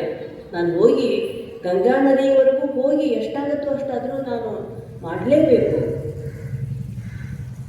ಈ ಒಂದು ರೀತಿಯ ಸತ್ಯ ಮಾತನಾಡುವಂಥದ್ದು, ಅದನ್ನು ನಾವು ಇವರ ಜೀವನಗಳಲ್ಲಿ ಮಾತ್ರ ಕಾಣಲಿಕ್ಕೆ ಸಾಧ್ಯ ಇದೆ. ಹೀಗೆ ಇನ್ನೊಂದು ರೀತಿ ನಾವು ಇವಾಗ ಬಂಗಾಲಿಯಲ್ಲಿ ಕಥಾ ಪ್ರಸಂಗ ಓದ್ತಾ ಇದ್ದೀವಿ, ದಿನ ಒಂದು 40-45 ನಿಮಿಷ. ಅದನ್ನು ನಾವು ಬೇರೆ ಭಾಷೆಗಳಲ್ಲಿ ಟ್ರಾನ್ಸ್ಲೇಟ್ ಮಾಡಿದ್ದು ಓದಿದಾಗ ಅದರ ಆಸ್ವಾದನೆ ಮಾಡೋದಕ್ಕಿಂತಲೂ ಅದನ್ನು ಅದರದ್ದೇ ಆದ ಭಾಷೆಯಲ್ಲಿ ನಾವು ಓದಿದಾಗ ಅದು ಬಹಳ ಒಂದು ಮನಸ್ಸಿಗೆ ಅಪೀಲ್ ಆಗ್ತದೆ. ನಮಗೆ ಎಷ್ಟೊಂದು ಎಡಿಟ್ ಮಾಡಿಬಿಡ್ತೀವಿ ನಾವು. ಭಾಷಾಂತರ ಮಾಡುವಾಗ ನಮ್ಮ ಭಾವನೆಗಳು ಕೂಡ ಭಾಷಾಂತರ ಆಗೋದಲ್ಲದೆ ಇರೋ ವಿಷಯವನ್ನು ಬಹಳಷ್ಟು, ಅಯ್ಯೋ ಇದನ್ನೇನೋ ಹೇಳ್ಬಾರ್ದು ಏನೋ ಅಂತ ಕಟ್ಟ ಮಾಡಿಬಿಡ್ತಾರೆ. ಬಹಳಷ್ಟು ಪೂರ್ತಿ ಸಂಪೂರ್ಣ ಬೇರೆನೇ ಏನೇನೋ ಅನ್ನೋ ಮಟ್ಟಿಗೆ ಬೇರೆ ಅನ್ನಿಸ್ತದೆ. ಈಗ ಬೆಂಗಾಲಿಯಲ್ಲಿ ಓದ್ತಾ ಇದ್ದೀವಿ ಕಥಾ ಪ್ರಸಂಗ, ಅದರಲ್ಲಿ ಬರ್ತದೆ ಶ್ರೀರಾಮಕೃಷ್ಣರು ಕೂಡ ಸತ್ಯ ಮಾತಿಗೆ ಎಷ್ಟೊಂದು ಮಹತ್ವವನ್ನು ಕೊಡ್ತಾ ಇದ್ದರು. ಬಲರಾಮನ ಮನೆಗೆ ಬರಬೇಕಾಗಿರ್ತದೆ. ಅವರು ಅಂದ್ಕೊಂಡಿರ್ತಾರೆ, ಅಲ್ಲಿ ಹೋದ ತಕ್ಷಣ ಬಲರಾಮ್ ಬೋಸನ್ ಮನೆಯಲ್ಲಿ ಮೊದಲನೇ ಆಗಿನ ಕಾಲದಲ್ಲಿ ಟಾಯ್ಲೆಟ್ಗಳದ್ದು ಅಷ್ಟೊಂದು ಅನುಕೂಲ ಇರೋದಿಲ್ಲ. ಬೈಲ್ ದೆಸೆ ಹೊರಗಡೆನೇ ಹೋಗಿ ಬರಬೇಕಾಗ್ತದೆ. ಎಲ್ಲೋ ಕೆಲವರು ಬಾಬುಗಳ ಮನೆಯಲ್ಲಿ ಒಂದು ಟಾಯ್ಲೆಟದ ವ್ಯವಸ್ಥೆ ಇರ್ತದೆ. ಬಲರಾಮ್ ಬಾಬು ಅವ್ರ ಮನೆಯಲ್ಲಿ ಒಳ್ಳೆ ಒಂದು ಟಾಯ್ಲೆಟದ ವ್ಯವಸ್ಥೆ ಇರ್ತದೆ. ಶ್ರೀರಾಮಕೃಷ್ಣರು ಅಂದಿರ್ತಾರೆ, ಮಾಸ್ಟರ್ ಮಾಸ್ಟರಿಗೆ ಒಂದು ಜೊತೆ ನಂದು ಬಟ್ಟೆಯನ್ನು ಇಟ್ಕೊಂಡಿರೋ, ಅಲ್ಲಿ ನಾನು ಟಾಯ್ಲೆಟಿಗೆ ಹೋಗಿ ಬಂದ ಮೇಲೆ ಆಮೇಲೆ ದೇವರ ಭಜನೆಗೆ ಕೂತ್ಕೊಳ್ತೀನಿ ಅಂತ ಹೇಳಿರ್ತಾರೆ.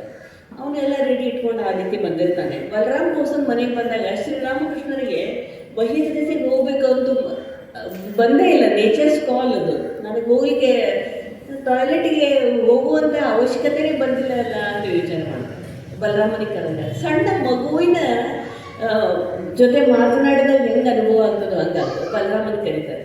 ಅಲ್ಲ, ಮತ್ತು ನಾನು ದಕ್ಷಿಣೇಶ್ವರದಲ್ಲಿ ಹೇಳಿದ್ದೆ ಇವರಿಗೆ, ನಿನ್ನ ಮನೆಯಲ್ಲಿ ಬಂದಾಗ ನಾನು ಬಹಿರ್ದೆಸೆಗೆ ಪಾಯ್ಖಾನೆ ಉಪಯೋಗ ಮಾಡ್ತೀನಿ ಅಂತ ಹೇಳಿದ್ದೆ, ಆದರೆ ನನಗೆ ಇಲ್ಲಿ ಬಂದೇ ಇಲ್ಲಲ್ಲ, ನಾನು ಹೋಗಲಿಲ್ಲ ಅಂದರೆ ಏನು?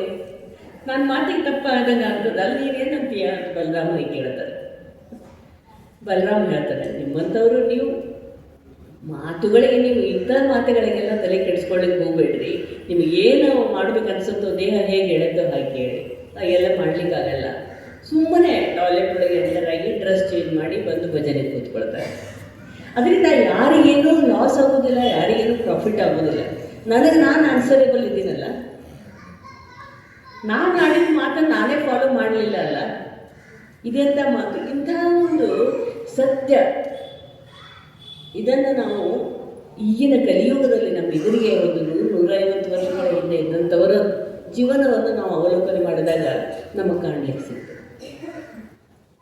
ಅದಕ್ಕೆ ನಾನು ಮೊದಲು ಹೇಳಿದ್ದು, ಅಧ್ಯಯನ ಮಾಡುವುದರಿಂದ ದೈವಿ ಗುಣಗಳು ಸಂಪೂರ್ಣವಾಗಿ ನಮ್ಮಲ್ಲಿ ಬರದೇ ಹೋದರೂ ಅಸುರಿ ಗುಣಗಳಾದರೂ ಬರೋದಿಲ್ಲ ಅಲ್ಲ.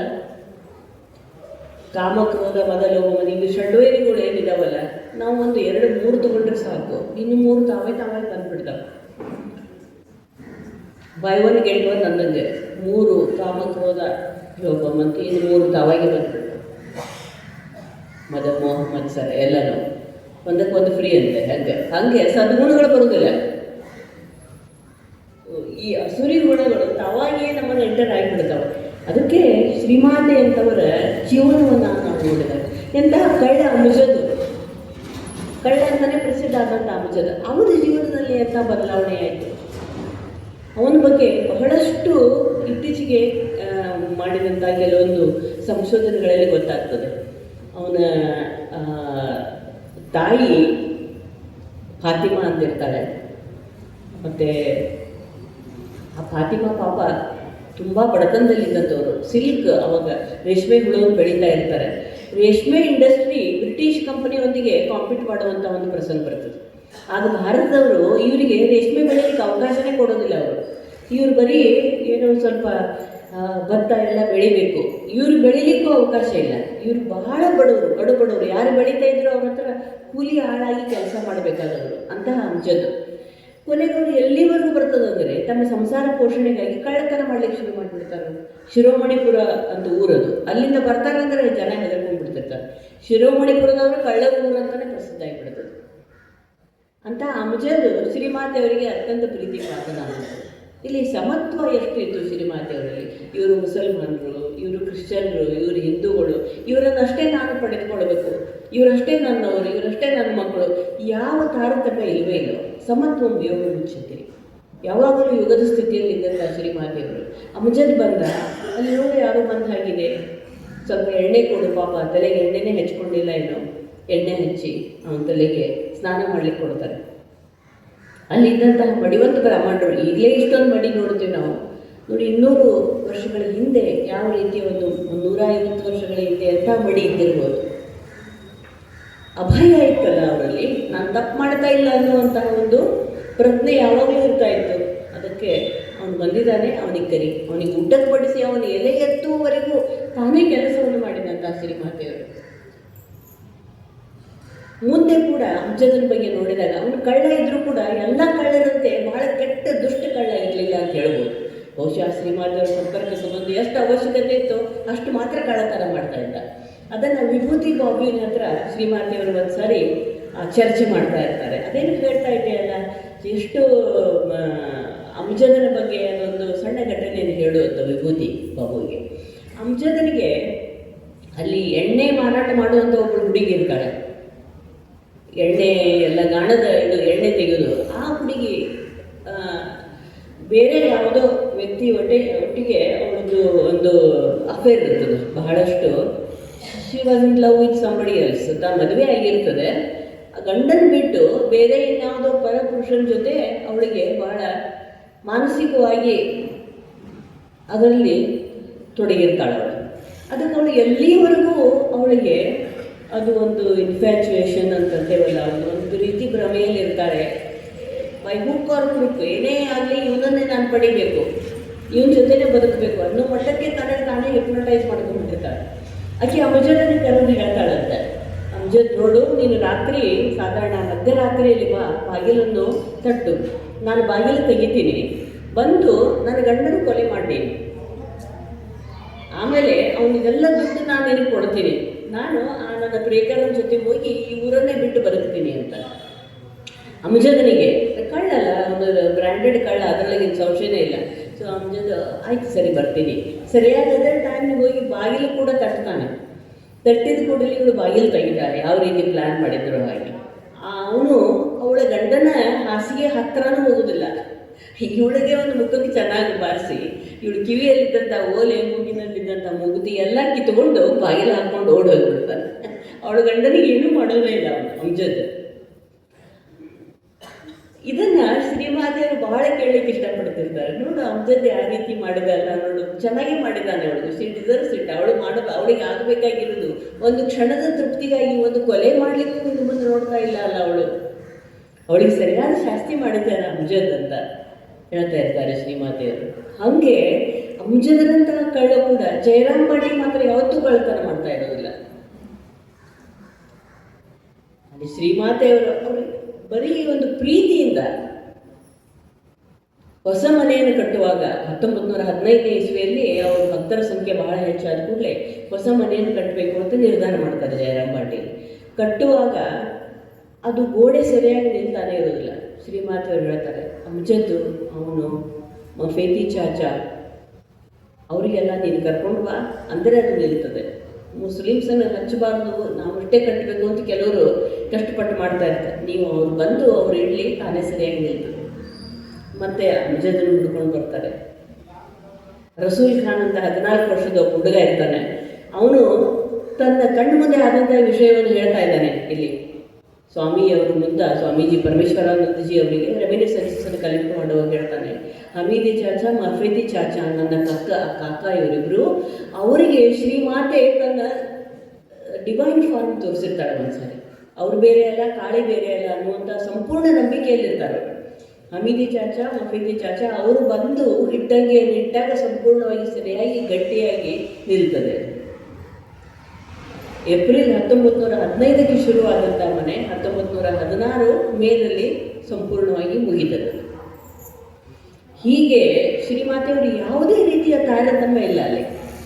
ಬೇರೆ ದೇಶದವರು ಎಷ್ಟು ಜನ ಬಂದು ಇವರ ಹತ್ರ ಮಂತ್ರ ದೀಕ್ಷೆಯನ್ನು ತೆಗೆದುಕೊಂಡದ್ದು ಉದಾಹರಣೆಗಳಿವೆ. ನಿವೇದಿತಾ ಅಂತೂ ಹಾಗೆ ಆಯಿತು, ಗುರುದಾಸ್ ಅಂತ ಅವರು, ಜಾನ್ ಸ್ಟೀನ್ ಅಂತ ಅವರು, ಡಾಕ್ಟರ್ ಹ್ಯಾವ್ಲಾಕ್ ಅಂತ. ಅವರಿಗೆ ಕೇಳ್ತಾರೆ, ಗುರುದಾಸ್ ಅವರಿಗೆ ಮುಂದೆ ಅವರು ಸ್ವಾಮಿ ಅತುಲಾನಂದ ಅಂತ ಅವರಿಗೆ ಕೇಳ್ತಾರೆ, ನೀನು ಇಂಗ್ಲೀಷಲ್ಲೇ ಮಾತಾಡ್ತೀಯ, ಅವಳಿಗೆ ಬಂಗಾಳಿ ಬಿಟ್ಟರೆ ಯಾವ ಭಾಷೆನೂ ಬರೋದಿಲ್ಲ, ಅದು ಹೇಗೆ ಮಂತ್ರ ದೀಕ್ಷೆ ನೀವು ತೊಗೊಂಡ್ರಿ, ಅದು ಹೇಗೆ ಅವ್ರು ಕೊಟ್ಟರು, ಯಾವ ಭಾಷೆಯಲ್ಲಿ, ಏನು ಅವ್ರು ಹೇಳಿದ್ದೀನಿ, ಏನು ಅರ್ಥ ಆಯಿತು ಅಂತ. ತಾಯಿ ತೊಡೆ ಮೇಲೆ ಕುಳಿತುಕೊಂಡಂಥ ಮಗುಗೆ ಯಾವ ಭಾಷೆ ಬರ್ತದೆ? ಯಾವ ಭಾಷೆನೂ ಬರೋದಿಲ್ಲ. ಅದಕ್ಕೇನು ಬೇಕೋ ಅದನ್ನು ತಾಯಿ ಪ್ರೊವೈಡ್ ಮಾಡ್ತಿರ್ತಾಳಲ್ಲ. ಸಂಪೂರ್ಣ ಅನುಭವ ನನಗಾಯಿತು. ಇದು ಅಲ್ಲಿ ಭಾಷೆಯ ಮಧ್ಯಸ್ಥಿಕೆ ಬೇಕೇ ಆಗಿರಲಿಲ್ಲ. ಅಲ್ಲಿ ಹೃದಯಗಳು ಸಂವಾದ ಮಾಡಿದ್ದು, ಅಲ್ಲಿ ಪ್ರೀತಿ ಹಂಚಿಕೆ ಆಗಿರುವಂಥದ್ದು, ಅಲ್ಲಿ ಭಾಷೆಯ ಅಗತ್ಯ ಇರಲಿಲ್ಲ ಅಂತ ಹೇಳ್ತಾರೆ ಗುರುದಾಸ್ ಅವರು. ಯಾವ ಒಂದು ಧೈರ್ಯ, ಯಾವ ಒಂದು ಸಂಕಲ್ಪ ಶಕ್ತಿ, ಶಾಂತಿ, ಶ್ರೀಮಾತೆಯವರು ರಾಜಮಾರ್ಗವನ್ನು ಹಾಕಿಕೊಟ್ಟಿದ್ದಾರೆ ಅಂತ ಹೇಳ್ಬೋದು. ಹುಟ್ಟಿದಾಗಿನಿಂದ ಕೊನೆಯ ಗಳಿಗೆಯವರೆಗೂ ನಾವು ನೋಡಿದಾಗ ಪ್ರತಿಯೊಂದು ಅಕ್ಷರ, ಪ್ರತಿಯೊಂದು ಘಟನೆ ಅದು ನಮ್ಮನ್ನು ಯಾವಾಗಲೂ ಒಂದು ರೀತಿಯ ಮನನ, ಅದರ ಬಗ್ಗೆ ವಿವೇಚನೆ, ವಿಚಾರಕ್ಕೆ ಹಚ್ತದೆ. ಹುಟ್ಟಿದಾಗೆ ಅದಕ್ಕಿಂತ ಮೊದಲಿಂದ ನಾವು ತೆಗೆದುಕೊಂಡಾಗ ಭ್ರೂಣದ ಸ್ಥಿತಿಯಲ್ಲಿದ್ದಾಗ ಕೂಡ ತಾಯಿ ತಂದೆಯರ ಕನಸಿನಲ್ಲಿ ದೇವರು ಬಂದು ಹೇಳ್ತಾರೆ, ನಿನ್ನ ಮನೆಯಲ್ಲಿ ನಾನು ಲಕ್ಷ್ಮಿಯಾಗಿ ಬರ್ತಾ ಇದ್ದೀನಿ. ಹೊಟ್ಟೆಯಲ್ಲಿ ಗರ್ಭಧಾರಣೆಯಲ್ಲಿ ಇದ್ದಾಗಿನಿಂದಾನೇ ಒಂದು ದೈವಿ ಸಂಕೇತವನ್ನೇ ಕೊಡ್ತಾ ಬಂದಂಥವ್ರು. ಹೆಸರಿಡ್ತಾರೆ ಕ್ಷೇಮಂಕರಿ. ಕ್ಷೇಮಂಕರಿ ಅಂದರೆ ಏನು? ಕ್ಷೇಮವನ್ನು ಉಂಟು ಮಾಡುವವಳು, ಸಕಲರಿಗೂ ಕ್ಷೇಮವನ್ನು ಉಂಟು ಮಾಡುವವಳು ಜನ್ಮನಾಮ. ಕ್ಷೇಮಂಕರಿ, ಕ್ಷೇಮದಾಯಿನಿ, ನೀನು ಕ್ಷೇಮವನ್ನು ಕೊಡು ಅಂತ ಕೇಳ್ಕೊಳ್ಬೇಕು. ಕ್ಷೇಮಂಕರಿ ಆ ಹೆಸರನ್ನು ಬದಲಾವಣೆ ಮಾಡಿ ಶಾರದಾ ಅಂತ ಇಡ್ಲಿಕ್ಕಾಗ್ತದೆ. ಯಾಕೆಂದರೆ ಅವರ ತಾಯಿ ಶ್ಯಾಮಸುಂದರಿ ತಂಗಿ, ಅವಳದೊಂದು ಮಗು ತೀರ್ಕೊಂಡಿರ್ತದೆ. ಆ ಮಗುಗೆ ಶಾರದಾ ಅಂತ ಹೆಸರಿಟ್ಟಿರ್ತಾರೆ. ಅವಳು ಬಂದು ಹೇಳ್ತಾಳೆ, ಅಕ್ಕ ನಿನ್ನ ಮಗಳಿಗೆ ನೀನು ಶಾರದಾ ಅಂತ ಕರಿ, ಆ ಮಗು ತೀರ್ಕೊಂಡದ್ದು ದುಃಖ ಸ್ವಲ್ಪ ಆದರೂ ಶಮನ ಆಗ್ಬೋದೇನೋ ನನಗೆ ಅಂತ. ಅದಕ್ಕೆ ಪಾಪ ಪೂರ್ತಿಯಾಗಿ ಆಯ್ತಮ್ಮ ನಿನ್ನ ಸಂತೋಷ ಅಂದ್ಕೊಂಡು ಇವಳು ತನ್ನ ಮಗಳ ಹೆಸರನ್ನು ಶಾರದಾ ಅಂತ ಮಾಡಿಬಿಡ್ತಾರೆ. ಕ್ಷೇಮಂಕರಿ ಹೋಗಿ ಶಾರದಾ. ಅಲ್ಲಿ ಕೂಡ ತ್ಯಾಗವನ್ನೇ ನಾವು ನೋಡ್ತೀವಿ. ಅವಳ ಅಕ್ಕ ತಾಯಿ ಮಾಡಿದಂತಹ ತ್ಯಾಗ ಗುಣ. ಮುಂದೆ 4 ವರ್ಷದವರಿದ್ದಾಗ ತನ್ನ ತಮ್ಮಂದರಿಗೆ ಅವರ ಭತ್ತ ಕೊಯ್ಯುವಲ್ಲಿ ಸಹಾಯ ಮಾಡುವಂಥದ್ದು, ಈಸಾಡ್ಲಿಕ್ಕೆ ಬರದೇ ಇರುವಂತಹ ತಮ್ಮಂದರಿಗೆ ಈಸೋದಲ್ಲಿ ಹೆಲ್ಪ್ ಮಾಡೋದು. ನಮ್ಗೆ ಗೊತ್ತಿಲ್ಲ ಎಷ್ಟೊಂದು ಶ್ರೀಮಾತೆ was a very good swimmer. ಕಡಿಗೆಯನ್ನು ಹೊಟ್ಟೆ ಕಟ್ಕೊಂಡು ಚೆನ್ನಾಗಿ ಆ ಕೊಳ್ಳಗಳಲ್ಲಿ ಹಳ್ಳಗಳಲ್ಲಿ ಸಣ್ಣವಳಿದ್ದಾಗ ಚೆನ್ನಾಗಿ ಈಸಾಡೋದನ್ನು ಕೂಡ ಕಲಿತ್ಕೊಂಡಂಥವಳು. ಈಸುವುದನ್ನು ಕಲಿಸ್ತಾಳೆ ತಮ್ಮಂದರಿಗೆ. ಮುಂದೆ ಆಫ್ಕೋರ್ಸ್ ಈ ಸಂಸಾರ ಸಾಗರದಲ್ಲಿ ಈಸುವುದನ್ನೇ ಎಷ್ಟೋ ಜನರಿಗೆ ಕಲಿಸ್ಕೊಡ್ತಾಳೆ, ಆ ಮಾತು ಬೇರೆ. ಆಗಲಿಂದ ಕೂಡ ನಾವು ನೋಡಿದಾಗ ಪ್ರತಿಯೊಂದು ಕ್ಷಣ, ಪ್ರತಿಯೊಂದು ಘಟನೆ 5-6ನೇ ವಯಸ್ಸಿನಲ್ಲಿದ್ದಾಗ ಎಲ್ಲರಿಗೂ ಗೊತ್ತಿದ್ದಂತೆ ಭೀಕರವಾದಂಥ ಕ್ಷಾಮ ಬಂದಿರ್ತದೆ, ಊಟಕ್ಕೆ ಏನೂ ಇರುವುದಿಲ್ಲ. ಕಿಚಡಿಯನ್ನು ಮಾಡಿ ಎಲ್ಲರೂ ಊಟ ಪಾಪ ಬೇಗ ಅವರು ತಿನ್ನಬೇಕು, ಬಿಸಿ ಬಿಸಿ ಕಿಚಡಿ ತಿನ್ಲಿಕ್ಕೆ ಆಗೋದಿಲ್ಲ ಅಂತ ಕಿಚಡಿಯ ಮೇಲೆ ಕೈಯಲ್ಲಿ ಒಂದು ಬಿಸಿಣಿಗೆಯನ್ನು ಹಿಡಿದುಕೊಂಡು ಅದನ್ನು ಆರಿಸುವಂಥದ್ದು ಸಣ್ಣ ಮಕ್ಕಳು. ಅಷ್ಟು ಸಣ್ಣ ವಯಸ್ಸಿನೊಳು ಇದ್ದಾಗ ಎಂತಹ ಒಂದು ವಿಪರೀತವಾದಂಥ ಕಿವಿ ನೋವಿನಿಂದ ಕಿವಿ ಸೋರ್ತಾ ಇರ್ತದೆ ಒಬ್ಬ ವಿಧವೆ ಜಯರಾಂಬಾಟಿ. ಶ್ರೀಮಾತೆಯವರು ಎಲ್ಲಿ ಹೋಗಿದ್ದಾರೆ ಎಲ್ಲರೂ ಹುಡುಕ್ತಾರೆ. ಸಿಂಹವಾಹಿನಿ ದೇವಸ್ಥಾನಕ್ಕೆ ಹೋಗಿರ್ಬೋದೇನೋ, ಅಲ್ಲಿ ಹೋಗ್ತಾರೆ, ಎಲ್ಲೂ ಇಲ್ಲ, ಅಲ್ಲೂ ಇಲ್ಲ, ಎಲ್ಲಿ ಹೋಗಿರ್ಬೋದು ಇವಳು. ಕೊನೆಗೆ ಈ ವಿಧವೆ ಮನೆಯಲ್ಲಿದ್ದಾರೆ ಅನ್ನೋದು ಒಳಗಡೆ ಹೋಗ್ಲಿಕ್ಕೆ ಆಗೋದಿಲ್ಲ, ಅಷ್ಟು ಕೆಟ್ಟ ವಾಸನೆ ಕಿವಿ. ಅಂಥ ಅವಳನ್ನು ತನ್ನ ತೊಡೆ ಮೇಲೆ ಮಲಗಿಸ್ಕೊಂಡು ಕಿವಿಯಲ್ಲಿ ತಾನೇ ತಯಾರು ಮಾಡಿದಂಥ ಒಂದು ಔಷಧಿ ಅದನ್ನು ಹಾಕಿ ಕಿವಿ ಸ್ವಚ್ಛ ಮಾಡಿ ಮತ್ತು ತಕ್ಷಣ ಕೊಯಲ್ಪಾರದಲ್ಲಿ ಅಲ್ಲಿ ಇದ್ದಂಥ ಬ್ರಹ್ಮಚಾರಿಗಳಿಗೆ ಇವಳನ್ನು ಕರೆದುಕೊಂಡು ಬೇಗ ನೀವು ಹೋಗಬೇಕು, ಕೇದಾರ್ ಅಂತ ಹೋಮಿಯೋಪತಿ ಪ್ರಾಕ್ಟೀಸ್ ಮಾಡ್ತಾ ಇರ್ತಾರೆ, ಅಲ್ಲಿ ಕಳಿಸ್ಕೊಡ್ತಾರೆ. ಯಾವ ಒಂದು ಸ್ಟೇಜಲ್ಲಿ ಪ್ರತಿಯೊಂದು ಕೆಲಸವನ್ನು ನಾವು ನೋಡಿದಾಗ ಶ್ರೀಮಾತೆಯವರು ಮಾಡ್ತಾ ಇದ್ದಂಥ ಕೆಲಸ, ಈಗ ಇತ್ತೀಚೆಗೆ ಇನ್ನೂ ಹೆಚ್ಚು ಹೆಚ್ಚು ರಿಸರ್ಚ್ ಮಾಡ್ತಾ ಇದ್ದಾರೆ. ಅಲ್ಲಿ ಪ್ರಬೋಧ್ ಬಾಬು ಅಂತ ಜಯರಾಂಬಾಟಿಯ ಮೊದಲನೇ ಹೈಸ್ಕೂಲಿನ ಮೊದಲನೇ ಹೆಡ್ ಮಾಸ್ಟರ್ ಆದಂಥವರು ಪ್ರಬೋಧ್ ಚಂದ್ರ ಚಟ್ಟೋಪಾಧ್ಯಾಯ, ಅವ್ರ ಮಗ ಶಿವಪ್ರಸಾದ್ ಚಟ್ಟೋಪಾಧ್ಯಾಯ ಅಂತ. ಅವನು ಹೇಳ್ತಾರೆ ಹೇಗೆ ಶ್ರೀಮಾತೆಯವರು ನಮ್ಮ ಎಲ್ಲ ಸಂಸಾರವನ್ನು ಕಾಪಾಡ್ತಾ ಇದ್ರು. ಒಂದ್ಸಾರಿ ಪ್ರಬೋಧ್ ಬಾಬು ಅಂದರೆ ಬಹಳ ಆಗಿನ ಕಾಲದಲ್ಲಿ ಒಂದು ವಿಶೇಷವಾದಂಥ ಮರ್ಯಾದೆ ಪಡೆದುಕೊಂಡಂಥ ಶಿಕ್ಷಕರಿಗಿತ್ತು. ಇವಾಗೆಲ್ಲ ಚೇಂಜ್ ಆಗಿದೆ, ಆ ಮಾತು ಬೇರೆ. ಆಗಿನ ಕಾಲದಲ್ಲಿ ಶಿಕ್ಷಕರಂದರೆ ಬಹಳ ಮರ್ಯಾದಸ್ಥ ಪೊಸಿಷನ್ ಇದ್ದಂಥವ್ರು. ಅವರು ಬಹಳ ಪ್ರಸಿದ್ಧ ಆಗಿರೋದಕ್ಕೆ ಕೆಲವೊಂದು ವೈರಿಗಳು ಹಾಗೆ ಇರ್ತಾರೆ, ಕೆಲವೊಂದು ವೈರಿಗಳು ಇದ್ದೇ ಇರ್ತಾರೆ. ಹೇಗಾದರೂ ಮಾಡಿ ಅವರನ್ನು ಸಾಯಿಸಬೇಕು ಅಂತ ಅವರು ಜಯರಾಂಬಾಟಿಯಲ್ಲಿ ಇರ್ತಾರೆ ಪ್ರಬೋಧ್ ಬಾಬು. ಆವಾಗ ಯಾರೋ ಒಂದು ಲೆಟರ್ ತಂದು ಕೊಡ್ತಾರೆ, ನೀನು ಸಾಯಂಕಾಲ ನಿನ್ನ ಮನೆಗೆ ಬರಬೇಕು ಅಂತ. ಇವನು ಯೋಚನೆ ಮಾಡ್ತಾ ಇರ್ತಾನೆ, ಇವತ್ತೇ ಸಾಯಂಕಾಲ ನಾನು ಮರಳಿಗೆ ಹೋಗಬೇಕು ಊರಿಗೆ ಅಂತ. ಶ್ರೀಮಾತೆಯವರಿಗೆ ಏನೋ ಒಂದು ರೀತಿ ಭಯ ಕಾಣ್ತದೆ. ಸ್ವಚ್ಛ ಮನಸ್ಸಿನಲ್ಲಿ ಅದು ಮುಂದೆ ಏನಾಗ್ತದೋ ಗೊತ್ತಾಗ್ತಾ ಇರ್ತದೆ ಅವ್ರಿಗೆ. ಯಾವಾಗಲೂ ಒಳ್ಳೆಯದೇ ಇರೋದು. ಅವ್ರಿಗೇನೋ ಅನ್ನಿಸ್ತಾ ಇರ್ತದೆ, ನೀನು ಇವತ್ತು ಹೋಗಬೇಡ, ನನಗೆ ಯಾಕೋ ನೀನು ಕಳಿಸ್ಕೊಡ್ಲಿಕ್ಕೆ ಮನಸ್ಸ ಇಲ್ಲ ಮಗು, ನೀನು ನಾಳೆ ಬೆಳಗ್ಗೆ ತಿಂಡಿ ಮಾಡ್ಕೊಂಡು ಹೋಗು, ಅದು ಕೂಡ ಈ ದಾರಿಯಿಂದ ಹೋಗಬೇಡ, ನೀನು ಗರ್ಭೇತ ಮಾರ್ಗವಾಗಿ ನೀನು ಊರನ್ನು ಸೇರ್ಕೋಬೇಕಾಗಿದೆ. ಅದು ಯಾಕೆ ಹೀಗೆ ಯಾಕೆ ಅಂತ ಕೇಳ್ತಿರೋದಿಲ್ಲ ಪ್ರಬೋಧ್ ಬಾಬು. ಶ್ರೀಮಾತೆಯವರು ಒಂದು ಮಾತು ಹೇಳಿದರೆ ಆಯಿತು, 100% ಅದು ಅಗ್ರೀಡ್, ಅಲ್ಲೇ ಉಳ್ಕೊಳ್ತಾನೆ ಅವನು. ಆಮೇಲೆ ಮರುದಿನ ಹೋಗುವಾಗ ಈಶಾನಾನಂದರನ್ನು ಕರೆದು ಮತ್ತು ಇನ್ನೊಬ್ಬ ಬ್ರಹ್ಮಚಾರಿನ ಕರೆದು ನೀವು ಇಬ್ಬರೂ ಕೂಡಿ ಅವನನ್ನು ಊರಿಗೆ ಬಿಟ್ಟು ಬಂದ್ರಿ ಅಂತ ಹೇಳ್ತಾರೆ. ಅದು ಏನು ಒಂದು ಇಂಟ್ಯೂಷನ್ ಬರ್ತದೋ ಶ್ರೀಮಾತೆಯವರಿಗೆ, ಅದೇನು ಆಂತರಿಕ ಪ್ರೇರಣೆ. ಇದನ್ನು ಬಂದು ಈಶ್ವರ ಚಟ್ಟೋಪಾಧ್ಯಾಯ ಅನ್ನೋರಿಗೆ ಹೇಳ್ತಾರೆ ಪ್ರಬೋಧ್ ಬಾಬು. ಅದನ್ನು ವೆರಿಫೈ ಮಾಡಲಿಕ್ಕೆ ಅವನಿಗೆ ನಂಬಲಿಕ್ಕೆ ಆಗೋದಿಲ್ಲ ಮಗನಿಗೆ. ಮಗ ಅಂತಾರೆ ಮತ್ತು ಒಂದು ಜನ್ರೇಷನ್ ಮುಂದೆ ಅವರೇನು ಹೇಳ್ತಾರೆ, ಇವರಿಗೆ ನಾನು ಹೆಂಗೆ ಇದನ್ನು ನಾನು ಕನ್ಫರ್ಮ್ ಮಾಡ್ಕೊಳ್ಬೇಕು. ವರದ ಮಹಾರಾಜ್ ಅಂದರೆ ಈಶಾನಾನಂದರು ಅವ್ರ ಹತ್ರ ಹೋಗಿ ಕೇಳ್ತಾನೆ, ಈ ರೀತಿ ಆಯ್ತಂತೆ ನಿಜಾನ ಅಂತ. ಅವ್ರು ಇನ್ನೂ ವಿವರವಾಗಿ ಅದನ್ನು ಹೇಳ್ತಾರೆ ಈಶಾನಾನಂದರು. ಹೌದು, ಅವ್ರಿಗೆ ಬಹಳ ಭಯ ಇತ್ತು, ಎಲ್ಲಿ ಅವ್ರ ಕೊಲೆ ನಡೀತದೇನೋ ಅಂತ ಭಯ ಪಟ್ಟುಬಿಟ್ಟಿದ್ರು ಅಮ್ಮನವರು. ಅದಕ್ಕೆ ಅವನನ್ನು ಮರುದಿವ್ಸ ಹೋಗ್ಲಿಕ್ಕೆ ಹೇಳಿದ್ರು. ಇನ್ನೂ ಕ್ಲಿಯರಾಗಿ ಹೇಳ್ತಾನೆ. ಅಂತಹ ಒಂದು ಸ್ವಚ್ಛ ಕನ್ನಡಿಯಲ್ಲಿ ಹೆಂಗೆ ಪ್ರತಿಬಿಂಬ ಮೂಡಿದರೆ ಮೂಡುತ್ತದೋ ಮುಂದೆ ಏನಾಗ್ಬೋದು ಅನ್ನುವಂಥದ್ದನ್ನು ಅರಿತುಕೊಳ್ಳುವಂಥ ದೈವಿ ಗುಣ ಅವರಲ್ಲಿ ಇರ್ತದೆ. ಅದನ್ನು ಹೇಗೆ ತಡಿಬೇಕು ಅನ್ನುವಂಥದ್ದನ್ನು ಕೂಡ ಶ್ರೀಮಾತೆಯವರು ನೋಡ್ತಾರೆ. ಹಾಗೆ ಡಾಕ್ಟರ್ ಕಂಜಿಲಾಲ್ ಅಂತ ಎಲ್ಲ ಓದಿರ್ತಾರೆ, ಗೊತ್ತು. ಡಾಕ್ಟರ್ ಕಂಜಿಲಾಲ್ ಅಂತ ಮೇಲೆ ಬರ್ತಾ ಇರ್ತಾರೆ. ಅವರು MD ಓದಿರ್ತಾರೆ, ಅಲೋಪತಿ ಮೆಡಿಸಿನ್ ಓದಿರ್ತಾರೆ. ಅದನ್ನು ಪ್ರಾಕ್ಟೀಸ್ ಮಾಡೋದು ಹೋಮಿಯೋಪತಿ. ಬಹಳಷ್ಟು ಜನ ಮಾಡ್ತಾರೆ. ಇದು ಓದಿರೋದೇ ಒಂದು, ಪ್ರಾಕ್ಟೀಸ್ ಮಾಡೋದೇ ಒಂದು. ಪ್ಯಾಷನ್ನೇ ಬೇರೆ, ಪ್ರೊಫೆಷನ್ನೇ ಬೇರೆ. ಈಗ ನಾವು ಕೂಡ ಓದಿರೋದೇ ಒಂದು ಸ್ಟೇಜ್ ಆದಮೇಲೆ ಸಾಕಪ್ಪ ಇದು ಬೇಡ ಅಂತ ಅಂದ್ಕೊಂಡು ಈಗ ನಾನು ಮ್ಯೂಸಿಕಲ್ಲಿ ಹೆಚ್ಚು ಟೈಮ್ ಹಾಕ್ತೀನಿ. ಅರ್ಧ ಒಂದು 3-4 ತಾಸು ಪ್ರಾಕ್ಟೀಸ್ ಮಾಡಿದರೆ ಸಾಕು. ಒಂದು 3-4 ತಾಸು ಕೊಳಲು ಪ್ರಾಕ್ಟೀಸ್ ಮಾಡ್ತೀನಿ, 1-2-3 ತಾಸು ಬೆಂಗಾಲಿ ಓದೋದು, ಈಗ ಪ್ರೊಫೆಷನ್ ಪ್ಯಾಷನ್ ಬ್ಯಾಲೆನ್ಸ್ ಮಾಡಲಿಕ್ಕೆ ಒಂದು ಸಮಯ ಆದಮೇಲೆ ಸಾಕಪ್ಪ ಆಯ್ತು ಅನ್ನುವಂಥ ಒಂದು ಭಾವನೆ ಬರ್ತದೆ. ಡಾಕ್ಟರ್ ಕಂಜಿಲಾಲ್ ಹೋಮಿಯೋಪತಿ ಪ್ರಾಕ್ಟೀಸ್ ಮಾಡ್ತಾ ಇರ್ತಾನೆ. ಕಂಜಿಲಾಲನಿಗೆ ಮೊದಲನೇ ಹೆಂಡತಿ ಒಬ್ಬಳು ಇರ್ತಾಳೆ, ಹೇಮಪ್ರಭಾ ಅಂತ ಅವಳ ಹೆಸರು. ಅವೆಲ್ಲ ಇತ್ತೀಚೆಗೆ ಬಂದಿರುವಂಥ ಕೆಲವೊಂದು ವರದಿಗಳು. ಆಮೇಲೆ ಹೇಮಪ್ರಭಾ ಸ್ವಲ್ಪ ಏನೋ ಅವನಿಗೆ ಮತ್ತು ಅವರಿಗೆ ವೈಮನಸ್ಸು ಬಂದು ಬಿಟ್ಟು ಬಿಡ್ತಾಳೆ, ಅವಳು ಗಂಡನನ್ನು ಬಿಟ್ಟು ಬಿಡ್ತಾಳೆ, ಅವನೇ ಅವಳನ್ನು ಬಿಟ್ಟು ಹೋಗ್ತಾನೇನೋ. ಆಮೇಲೆ ಇನ್ನೊಬ್ಬಳು ಶುರೂಪ ಸುಂದರಿ ಅಂತ, ಅದು ಬೆಂಗಾಲಿ ಹೆಸರುಗಳು ಈ ರೀತಿ ಇರ್ತದೆ. ಶುರೂಪ ಅಂದರೆ ಸಾಕಾಗಿತ್ತು, ಸ್ವರೂಪ ಅಂದರೆ ಒಳ್ಳೆಯ ರೂಪನೇ, ಮತ್ತು ಸುಂದರಿ. ಸೊ ಅವಳು ಸ್ವರೂಪ ಸುಂದರಿ ಅಂತ ಎರಡನೇ ಹೆಂಡತಿ, ಅವಳನ್ನು ಮದುವೆ ಮಾಡ್ಕೋತಾನೆ ಕಂಜಿಲಾಲ್, ಅಲ್ಲಿ ಇರ್ತಾನೆ. ಮತ್ತೆ ಅದು ಬಿಗ್ ಫ್ಲಾಪ್, ಮ್ಯಾರಿಡ್ ಲೈಫ್. ಅವಳ ಜೊತೆ ಹೊಂದ್ಕೊಳ್ಳಿಕ್ಕೆ ಆಗೋದಿಲ್ಲ ಅವನಿಗೆ, ಬೇಡ ಸ್ವರೂಪ ಸುಂದರಿಯನ್ನು ಬಿಟ್ಟಾಕಿ ಮತ್ತೆ ಹೇಮಪ್ರಭಾ ಅಂತಾನೆ ಮೊದಲಿನ ಹೆಂಡತಿ ಹತ್ರ ಬರ್ತಾನೆ. ಒಂದು ಸಾರಿ ಈ ಎರಡನೇ ಮದುವೆ ಆಗಿ ಶ್ರೀಮಾತೆಯವ್ರ ಹತ್ರ ಬಂದಾಗ ಅವಳು ಹೇಳ್ತಾಳೆ, ಇತ್ತೀಚೆಗೆ ಪೇಷಂಟ್ಗಳ ಸಂಖ್ಯೆನೇ ಕಡಿಮೆ ಆಗಿಬಿಟ್ಟಿದೆ ಅಮ್ಮ, ದುಡ್ಡೇ ಬರ್ತಾ ಇಲ್ಲ ನಮ್ಮ ಮನೆಯವರಿಗೆ, ಸ್ವಲ್ಪ ಆಶೀರ್ವಾದ ಮಾಡಿರಿ, ಹೇಗಾದರೂ ಮಾಡಿ ದುಡ್ಡು ಬರಲಿ ಅಂತ. ಶಾರದಾ ಮಾತೆಯವ್ರಿಗೆ ಗಾಬರಿಯಾಗಿ ಹೇಳ್ಬಿಡ್ತಾರೆ, ಎಂತ ಮಾತು ಹೇಳ್ತೀಯ ನೀನು, ನಿನ್ನ ಗಂಡನಿಗೆ ರೊಕ್ಕ ಬರಲಿ ಅಂತ ಜನ ಹೆಚ್ಚು ರೋಗದಿಂದ ನರಳಬೇಕೇನು? ಇದು ಪ್ರತಿಯೊಬ್ಬರು ವೈದ್ಯರ ನಮಗೂ ಎಷ್ಟು ಸಲ ಅನ್ನಿಸ್ತದೆ, ಅಯ್ಯೋ ಇವತ್ತು ಪೇಷಂಟೇ ಬಂದಿಲ್ಲಲ್ಲ.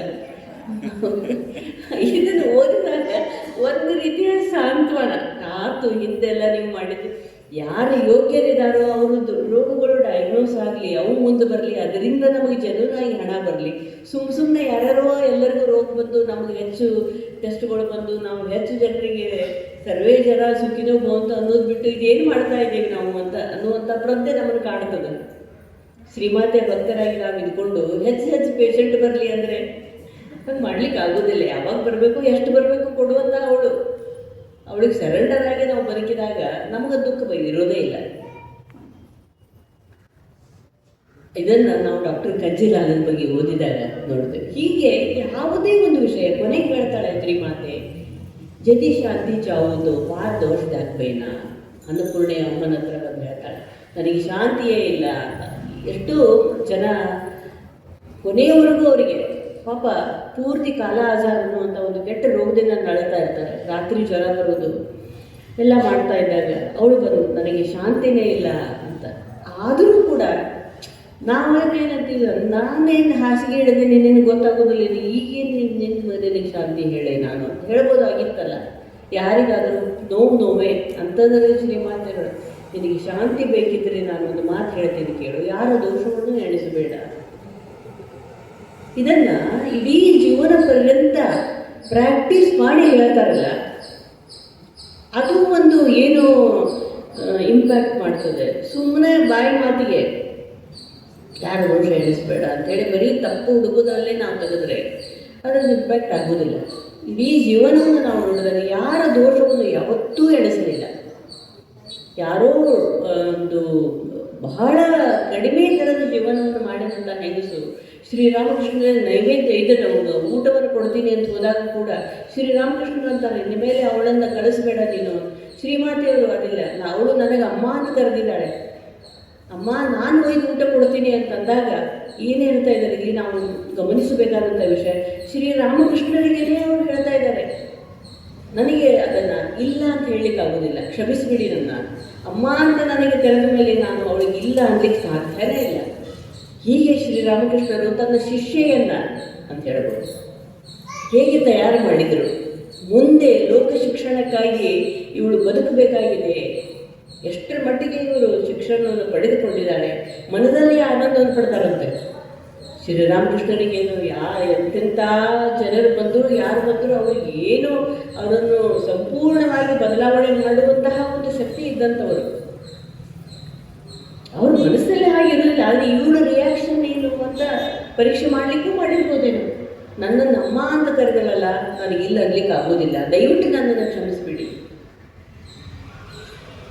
ಮೊದಲನೇ ಸಾರಿ ಭೇಟಿಗೆ ಬಂದಾಗ ಹೇಳ್ತಾರೆ, ನೀನು ಈ ಪ್ರಪಂಚಕ್ಕೆ ನನ್ನನ್ನು ಎಳೆಯಬೇಕು ಅಂತ ಮನಸ್ಸಿದ್ರೆ ನಾನು ಈ ಜಗತ್ತಿನ ರೀತಿಯಲ್ಲಿ ವ್ಯವಹಾರ ಮಾಡಲಿಕ್ಕೆ ತಯಾರಿದ್ದೀನಿ, ನಾನು ನನ್ನ ಪತಿ ಅಂತ ಹೇಳಿದಾಗ ನಾನು ಯಾಕೆ ಹಾಗೆ ಮಾಡಲಿ, ನಿಮ್ಮನ್ನು ಯಾಕೆ ಕೆಳಗಿರಿಸ್ತಾರ ಕೇಳಿಬೇಕು, ನಿಮಗೆ ಸಹಾಯ ಮಾಡಲಿಕ್ಕೆ ನಾನು ಬಂದಿದ್ದೀನಿ ಅಂತ ಹೇಳ್ತಾರೆ. ಶ್ರೀರಾಮಕೃಷ್ಣರಂತಹ ಉನ್ನತವಾದಂಥ ವ್ಯಕ್ತಿಗೆ ಸಹಾಯ ಮಾಡಲಿಕ್ಕೆ ನಾನು ಬಂದಿದ್ದೀನಿ ಅಂತ ಹೇಳಬೇಕಾದ್ರೆ ಅದರಲ್ಲಿ ಎಷ್ಟು ಸ್ಟ್ರೆಂತ್ ಇರಬೇಕಲ್ಲ. ಅವ್ರಿಗೆ ಸಹಾಯ ಮಾಡಿ ನೀವು ಹೇಳ್ದಂಗೆ ಕೇಳ್ಕೊಂಡಿರ್ತೀನಿ ನಾನು ಅನ್ಬೋದಾಗಿತ್ತಲ್ಲ. ಇಲ್ಲ ಇವರ ಆತ್ಮವಿಶ್ವಾಸ ನೋಡಿ, ಶಾರದಾ ದೇವಿ ವಿ ಅನ್ನೋದು ನಾವು ಬಂದಾಗ ವಿವೇಕ, ಆ ಒಂದು ವಿಶ್ವಾಸ, ನಿಮ್ಮ ಸಾಧನೆಗೆ ಸಹಾಯ ಮಾಡಲಿಕ್ಕೆ ನಾನು ಬಂದಿದ್ದೀನಿ ಅಂತ ವಿಶ್ವಾಸದಿಂದ ಹೇಳ್ತಾರೆ ಶ್ರೀಮಾತೆಯವರು. ಅದಕ್ಕೆ ಇವುಗಳನ್ನು ನಾವು ಗಮನಿಸಿ ನೋಡಿದಾಗ ನಾವು ಎಷ್ಟು ಮಾತನಾಡಿದರೂ, ಎಷ್ಟು ಪ್ರತಿಯೊಂದು ಘಟನೆ ನಾನು ನಿಜವಾಗಿ ಹೇಳಬೇಕು ಅಂತಂದರೆ ಏನು ಪ್ರಿಪೇರ್ ಮಾಡಲಿಕ್ಕೆ ಹೋಗಲಿಲ್ಲ, ಏನು ಪ್ರಿಪೇರ್ ಮಾಡಬೇಕಾಗಿಲ್ಲ. ಯಾಕೆ ಶ್ರೀಮಾತೆ ಇಡೀ ಜೀವನನೇ ನೀವು ಯಾವುದೋ ಒಂದು ಇದನ್ನು ತೊಗೊಂಡು ಹುಟ್ಟಿದಾಗಿನಿಂದ ಕೊನೆಯವರೆಗೂ ಯಾವ ಘಟನೆ ನಿಮ್ಮ ಮನಸ್ಸಿಗೆ ಬರ್ತದೋ ಅದನ್ನು ಮಾತಾಡಿದ್ರೂ ಆನಂದವನ್ನೇ ಕೊಡುವಂಥದ್ದು. ಅಲ್ಲಿ ನಮ್ಮನ್ನು ನಿರಾಶೆಗೆ ಒಯ್ಯುವಂಥ ಕ್ಷಣವೇ ಇಲ್ಲ. ಅವ್ರ ಬಗ್ಗೆ ಹಾಡು ಹೇಳಿ ಆನಂದ, ಅವ್ರ ಬಗ್ಗೆ ಭಜನೆ ಮಾಡಿ ಆನಂದ, ಅವಳ ಬಗ್ಗೆ ಓದಿ ಸಂತೋಷ, ಅವಳ ಬಗ್ಗೆ ಒಂದು ರೂಪಕ ಅಂತ ಮಾಡಿರಿ, ಡ್ರಾಮಾ ಅಂತ ಮಾಡಿರಿ, ಬಂಗಾಳಿಯಲ್ಲಿ ಓದ್ರಿ, ಇಂಗ್ಲೀಷಲ್ಲಿ ಓದ್ರಿ, ಕನ್ನಡದಲ್ಲಿ ಓದ್ರಿ, ಎಲ್ಲೇ ಓದ್ರಿ ನೀವು. ಶಾರದಾ ಮಾತೆ ಅಂದರೆ ಶಾಂತಿಯ ದಾರಿ. ಇಂತಹ ಒಂದು ಶ್ರೀಮಾತೆಯ ಭವ್ಯ ಜೀವನದ ಬಗ್ಗೆ ಓದಿದರೆ ಏನೂ ಪ್ರಭಾವ ಆಗ್ತದೆ ಅಂತ ಇದಾದ್ಮೇಲೆ ನನಗೆ ಅನಿಸ್ತದೆ. ಇನ್ನೇನು ನಾವು ಇದಕ್ಕಿಂತಲೂ ಹೆಚ್ಚಿಗೆ ಹೇಳಲಿಕ್ಕೆ ಸಾಧ್ಯ ಇಲ್ಲ. ಶಾಂತಿಯ ರಾಜಮಾರ್ಗವನ್ನೇ ತೆಗೆದಿಟ್ಟು ತೋರಿಸಿದ್ದು. ಇನ್ನೂ ಹೇಳ್ತಾ ಹೋದರೆ ದಿನಗಳೇ ಸಾಲೋದಿಲ್ಲ. ನನಗೆ ವೇಳೆ ಈಗ ಹೇಳಿದ್ದಕ್ಕಿಂತಲೂ ಈಗಾಗಲೇ 10-15 ನಿಮಿಷ ಜಾಸ್ತಿನೇ ಆಗಿದೆ. ಈ ಒಂದು 12:30 ಅಂತ ಹೇಳಿದರು ಸ್ವಾಮೀಜಿ. ಅದಕ್ಕೆ ನನಗೆ ಶ್ರೀಮಾತೆ ಬಗ್ಗೆ ಎಷ್ಟು ಭಾವಿಸಿದಷ್ಟು ಕಡಿಮೆ, ಎಷ್ಟು ಮನನ ಮಾಡಿದಷ್ಟು ಕಡಿಮೆ. ಈಗಿನ ದಿನಗಳಲ್ಲಿ ಕೂಡ ಅವಳನ್ನು ನಂಬಿಕೊಂಡು ತಮ್ಮ ಜೀವನ ಉದ್ಧಾರ ಮಾಡಿಕೊಂಡವರು ಎಷ್ಟೋ ಜನ ಇತ್ತೀಚೆಗೆ ತಮ್ಮ ರೆಮಿನಿಸೆನ್ಸಸ್ ಅಂತ ಬರೆದಿದ್ದಾರೆ. ಇತ್ತೀಚೆಗೆ ಮಾಯೇರ್ ಪದಪ್ರಾಂತೆ ಅಂತ 4 ವಾಲ್ಯೂಮ್ಗಳು ಬಂದಿದೆ ಪುಸ್ತಕ. ಈಗ 5ನೇದು ಬಂದಿದೆ, ಮತ್ತು ಮಾಯೇರ್ ಪದಪ್ರಾಂತೆ 5ನೇ ವಾಲ್ಯೂಮ್. ಯಾರೋ ತಮ್ಮ ಪುಸ್ತಕಗಳಲ್ಲಿ ಬರೆದು ಇಟ್ಟಂತ ಇಂತಹ ವ್ಯಾವಹಾರಿಕ ಪ್ರಪಂಚದಲ್ಲಿ ಇದ್ದಂಥ ಡಾಕ್ಟರ್ ಕಂಜೇಲಾಲ್ ಬಗ್ಗೆ ಮಾತನಾಡ್ತಾ ಇದ್ದೀವಿ ನಾವು. ಇಬ್ಬರು ಹೆಂಡಂದರನ್ನು ಮಾಡಿಕೊಂಡು ಪ್ರಾಪಂಚಿಕ ಸುಖ ಅನ್ನೋದೇ ಸಿಗಲಿಲ್ಲ ಕೊನೆಗೂ. ಅಷ್ಟು ಹಣ ಮಾಡಿರ್ತಾನೆ, ಅಷ್ಟು ಇಬ್ಬಿಬ್ಬರು ಹೆಂಡಂದರು, ಅಷ್ಟು ಮಕ್ಕಳು ಇಟ್ಟುಕೊಂಡು ಕೂಡ ಶ್ರೀಮಾತೆಯವರ ಮರಣಾನಂತರ ಅವರಿಗೆ ಇಷ್ಟು ನಿರಾಶೆ ಆಗಿಬಿಡ್ತದಂತೆ ಜಗತ್ತಿನಲ್ಲಿ. ನಾನು ಇನ್ನು ಯಾತಕ್ಕೋಸ್ಕರ ಬದುಕಬೇಕು, ಯಾರ ಸಲುವಾಗಿ ಬದುಕಬೇಕು? ಕಥಾಮೃತ ಭವನದಲ್ಲಿ ಹೋಗಿ ಸಾಧನೆಯನ್ನು ಮಾಡಲಿಕ್ಕೆ ಶುರು ಮಾಡ್ತಾನೆ. ಅವನಿಗೆ ಬಹಳ ದಿವಸ ಬದುಕಲಿಕ್ಕೆ ಆಗೋದಿಲ್ಲ. ಮುಂದೆ 2 ವರ್ಷಗಳಲ್ಲಿ ಇಹಲೋಕ ಯಾತ್ರೆ ಮುಗಿಸ್ಬಿಡ್ತಾರೆ. ಶ್ರೀಮಾತೆಯವರು ಹೋದ್ರು ಅಂದರೆ ಆ ಒಂದು ಜಗತ್ತನ್ನು ನೋಡೋ ರೀತಿಯೇ ಬದಲೇ ಆಗಿಬಿಡ್ತದೆ. ನಮಗೆ ಇಂಟ್ರೆಸ್ಟೇ ಹೋಗ್ಬಿಡ್ತದೆ ಪೂರ್ತಿ. ಅಮ್ಮ ನಾನು ನಿಮ್ಮ ಜೊತೆ ಬರ್ತೀನಿ, ಬರೀ ಅದೇ ಜಾಗದಲ್ಲಿ. ಮಾಸ್ಟರ್ ಮಹಾಶಯನ ಈಗ ಕಥಾಮೃತ ಭವನ ಅಂತ ಮಾಡಿದ್ದಾರೆ, ಅಲ್ಲಿ ತನ್ನ ಕೊನೆ ಉಸಿರು ನಡೀತಾರೆ ಡಾಕ್ಟರ್ ಕಂಜೀಲಾಲ್. ಶ್ರೀಮಾತೆ ನೇರ ಸಂಪರ್ಕದಲ್ಲಿ ಬಹಳಷ್ಟು ದಿನ ಇದ್ದಂತೆ. ವರದ ಬ್ರಹ್ಮಚಾರಿಗಳು ಸ್ವಾಮಿ ಈಶಾನಾನಂದರು ಅಂತ ಹೇಳ್ತೀವಿ ಅವರು ಬಹಳಷ್ಟು ಬರೆದಿದ್ದಾರೆ. ಬಹಳ ಒಂದು ರೀತಿ ಬಿಟ್ಟಿ ಅಂದರೆ ಒಂದು ಚೇಷ್ಟೆ ಸ್ವಭಾವ ಇದ್ದಂಥದ್ದು ಈಶಾನಾನಂದರು. ಶ್ರೀಮಾತೆ ಒಂದು ಹೆಲ್ದಿ ಇದು ಜೋಕ್ಸನ್ನು ಭಾಳ ಎಂಜಾಯ್ ಮಾಡ್ತಾ ಇರ್ತಾರೆ. ಸೊ ಇನ್ಯಾರನ್ನೋ ಅವಹೇಳನ ಮಾಡಿ ನಾವು ಆನಂದ ಪಡೋದಲ್ಲ. ಹೆಲ್ದಿ ಜೋಕ್ ಬೇರೆ, ಅನ್ಹೆಲ್ದಿ ಜೋಕ್ಸ್ ಬೇರೆ. ಇನ್ನೇನು ಕೆಟ್ಟದ್ದು ಮಾತಾಡಿ ಜೋಕೇ ಅಲ್ಲ, ಅದು ಸ್ಟುಪಿಡ್ ನಾನ್ಸೆನ್ಸ್ ಅಂಥದ್ದೆಲ್ಲ. ನಿಜವಾಗಿ ಬಹಳ ಆನಂದ ಪಡ್ತಾ ಇರ್ತಾರೆ ಅವರು. ಸಣ್ಣ ಸಣ್ಣ ವಿಷಯಗಳನ್ನು ಆನಂದ ಪಡುವಂಥದ್ದು. ಅದೇ ಈಗ ಅಬುಜದನ ಅವ್ನು ಏನು ಮಾಡಿದ ಅವಳಿಗೆ ಅಂತ ಕೇಳೋದು, ಅದನ್ನೇ ಮತ್ತೆ ಕೇಳೋದು, ಮತ್ತೆ ನಗೋದು. ಒಬ್ಬನಿಗೆ ನೀನು ಮಾರ್ಕೆಟ್ ಹೋಗಿಲ್ಲ, ಇದು ಲೊಂಕ ಅಂತಾರೆ ಮೆಣಸಿನಕಾಯಿನ ತೆಗೆದುಕೊಂಡು ಬಾ, ಎಷ್ಟು ತರಬೇಕು ಅಂತ ಕೇಳ್ತಾರೆ ಅವರು. ಅದೇ ಚಂದ್ರ ಅಂತ ಇರ್ತಾರೆ, ಚಂದ್ರಮೋಹನ್ ಅಂತ ಪುಸ್ತಕಗಳ ವ್ಯಾಪಾರ ಎಲ್ಲ ಮಾಡ್ತಾ ಇರ್ತಾನೆ ಅವನು. ಎಷ್ಟು ತರಬೇಕು ಅಂದರೆ ಮೆಣಸಿನಕಾಯಿ ಅದಕ್ಕೆಲ್ಲ ಎಷ್ಟು ಅಂತಂದರೆ ಅವಾಗೇನೋ ಸೇರು ಹಂಗೆಲ್ಲ ಇರ್ತದಲ್ಲ, ಅದನ್ನು ರಾಗವಾಗಿ ಹಾಡಿನಲ್ಲಿ ಹೇಳ್ತಾರಂತೆ. 32 ತಗೊಂಡು ಬಾ, ನೀನು ಒಂದೊಂದು ಹಲ್ಲಿಗೆ ಒಂದೊಂದು ಮೆಣಸಿನಕಾಯಿ ಇರ್ತೀನಿ ಅಂತ ಹೇಳ್ತಾರೆ ಶ್ರೀಮಂತರು. ಇದು ಒಂದು ಥರ ಸಣ್ಣ ಹುಡುಗಿಯ ರೀತಿಯಲ್ಲಿ ಅಂತ ಒಂದು ಸಣ್ಣ ತಮಾಷೆಯನ್ನು ಮಾಡ್ತಾ ಇರ್ತಾರೆ ಶ್ರೀಮಾತೆಯರು. ಹೀಗೆ ಅವರ ಸಮಗ್ರ ಜೀವನ ನಾವೆಷ್ಟು ಕೇಳಿದರೂ ಕಡಿಮೆ. ಅಲ್ಲಿ ಯಾವಾಗಲೂ ಒಂದು ವಿಶೇಷವಾದಂಥ ಶಾಂತಿಯ ಅನುಭೂತಿ. ಅಲ್ಲೇನು ಶಬ್ದಗಳ ಆಡಂಬರ ಇಲ್ಲ, ಉತ್ಕೃಷ್ಟವಾದಂಥ ಅಥವಾ 2-3 ಒತ್ತಕ್ಷರ ಇರುವಂಥ ಕಠಿಣವಾದಂಥ ಭಾಷೆ ಇಲ್ಲ. ಅವ್ರ ಜೀವನ ಬಹಳ ಸರಳ ಆದಂಥದ್ದು, ಬಹಳೇ ಸಹಜವಾದಂಥದ್ದು. ಯಾವುದು ಅತ್ಯಂತ ಸರಳ ಹಾಗೂ ಸಹಜವಾಗಿರ್ತದೋ ಅದು ಯಾವಾಗಲೂ ಸುಂದರವಾಗಿ ಕಾಣುವಂಥದ್ದು. 108 ದೊಡ್ಡ ದೊಡ್ಡ ಶಬ್ದಗಳನ್ನು ಹಾಕಿ ಕೊನೆಗೆ ಒಳ್ಳೆ ಪ್ರೊಫೆಸರ್ ಅವರಲ್ಲ ಅಂತ ಹೇಳ್ತಾರಂತ ಒಬ್ಬರು ಯಾರು. ಯಾಕೆ ಅಂತಂದ್ರೆ ಅವ್ರು ಏನು ಅಭ್ಯಾಸ ಹೇಳಿದ್ರೆ ಎಲ್ಲ ತಿಳಿತು ನನಗಂತ, ಅದಕ್ಕೆ ಅವ್ರು ಒಳ್ಳೆಯವರಲ್ಲ. ನಾವು ಈಗಿನ ಪ್ರಕಾರ ಹಂಗಂತೀವಿ, ಅವ್ರು ಹೇಳಿದ ಒಂದೊಂದು ಅಕ್ಷರ ಎಲ್ಲ ಅರ್ಥ ಆಯ್ತು ನನಗೆ, ಈ ಕ್ಯಾನಾಟ್ ಬಿ ಗುಡ್ ಪ್ರೊಫೆಸರ್. ಅಂದ್ರೆ ಈ ಜನರ ದೃಷ್ಟಿಯಲ್ಲಿ ಅವ್ರು ಇಷ್ಟು ದೊಡ್ಡ ಶಬ್ದ ಹಾಕಿ ಮಾತಾಡ್ಬೇಕಲ್ಲ, ನಮಗೊಂದು ಅಕ್ಷರ ತಿಳಿಬಾರ್ದು. ಇಂಥ ಕಾಂಪ್ಲಿಕೇಟೆಡ್ ಮನಸ್ಸಿನ ಸ್ಥಿತಿ ಇತ್ತೀಚೆಗೆ. ಶಾರದಾ ಮಾತೆಯರ ಜೀವನ ಹಂಗಲ್ಲ, ಪ್ರತಿಯೊಂದು ತೆಗೆದಿಟ್ಟಂಥ ಪುಸ್ತಕ, ಅದು ತೆಗೆದಿಟ್ಟ ಭಗವದ್ಗೀತೆ ಅಂತ ಬಾಳೆ ಬದುಕಿದವರು. ಶುಚಿತ್ವ, ಅತ್ಯಂತ ಸುಂದರವಾದಂತಹ ಅವರ ಒಂದು ಜೀವನಕ್ಕೆ ಹೊಂದುವಂಥ ಶಬ್ದ ಮಾಧುರ್ಯ, ಬಹಳ ವಿಶೇಷವಾದಂಥ ಒಂದು ಮಾರ್ಧವತೆ ಅಥವಾ ಮಾಧುರ್ಯ. ಇದು ದೈವಿ ಗುಣಗಳಲ್ಲಿ ಬಹಳ ಒತ್ತು ಕೊಟ್ಟು ಹೇಳ್ತಾರೆ. ಮಾಧುರ್ಯ, ಆರ್ಜವದ ಸ್ಥಿತಿ ಇದು ಬೇಕು. ಆರ್ಜವ ಅಂದರೆ ಎಲ್ಲವೂ ಸಮಾನ. ಇದು ಬಡವ, ಇದು ಬೇರೆ ಜಾತಿ, ಕೀಳು ಜಾತಿ, ಇದು ಶೀತ, ಇದು ಉಷ್ಣ, ಯಾವುದೇ ಥರದ ಒಂದು ಹೊರಗಿನ ವಿಷಯಗಳಿಗೆ ವಿಚಲಿತ ಆಗಲಾರದೇ ಇರುವಂಥ ಸಮತ್ವದ ಸ್ಥಿತಿ ಆರ್ಜವದ ಸ್ಥಿತಿ. ಮಾರ್ಧವದ ಸ್ಥಿತಿ ಮೃದುತ್ವ.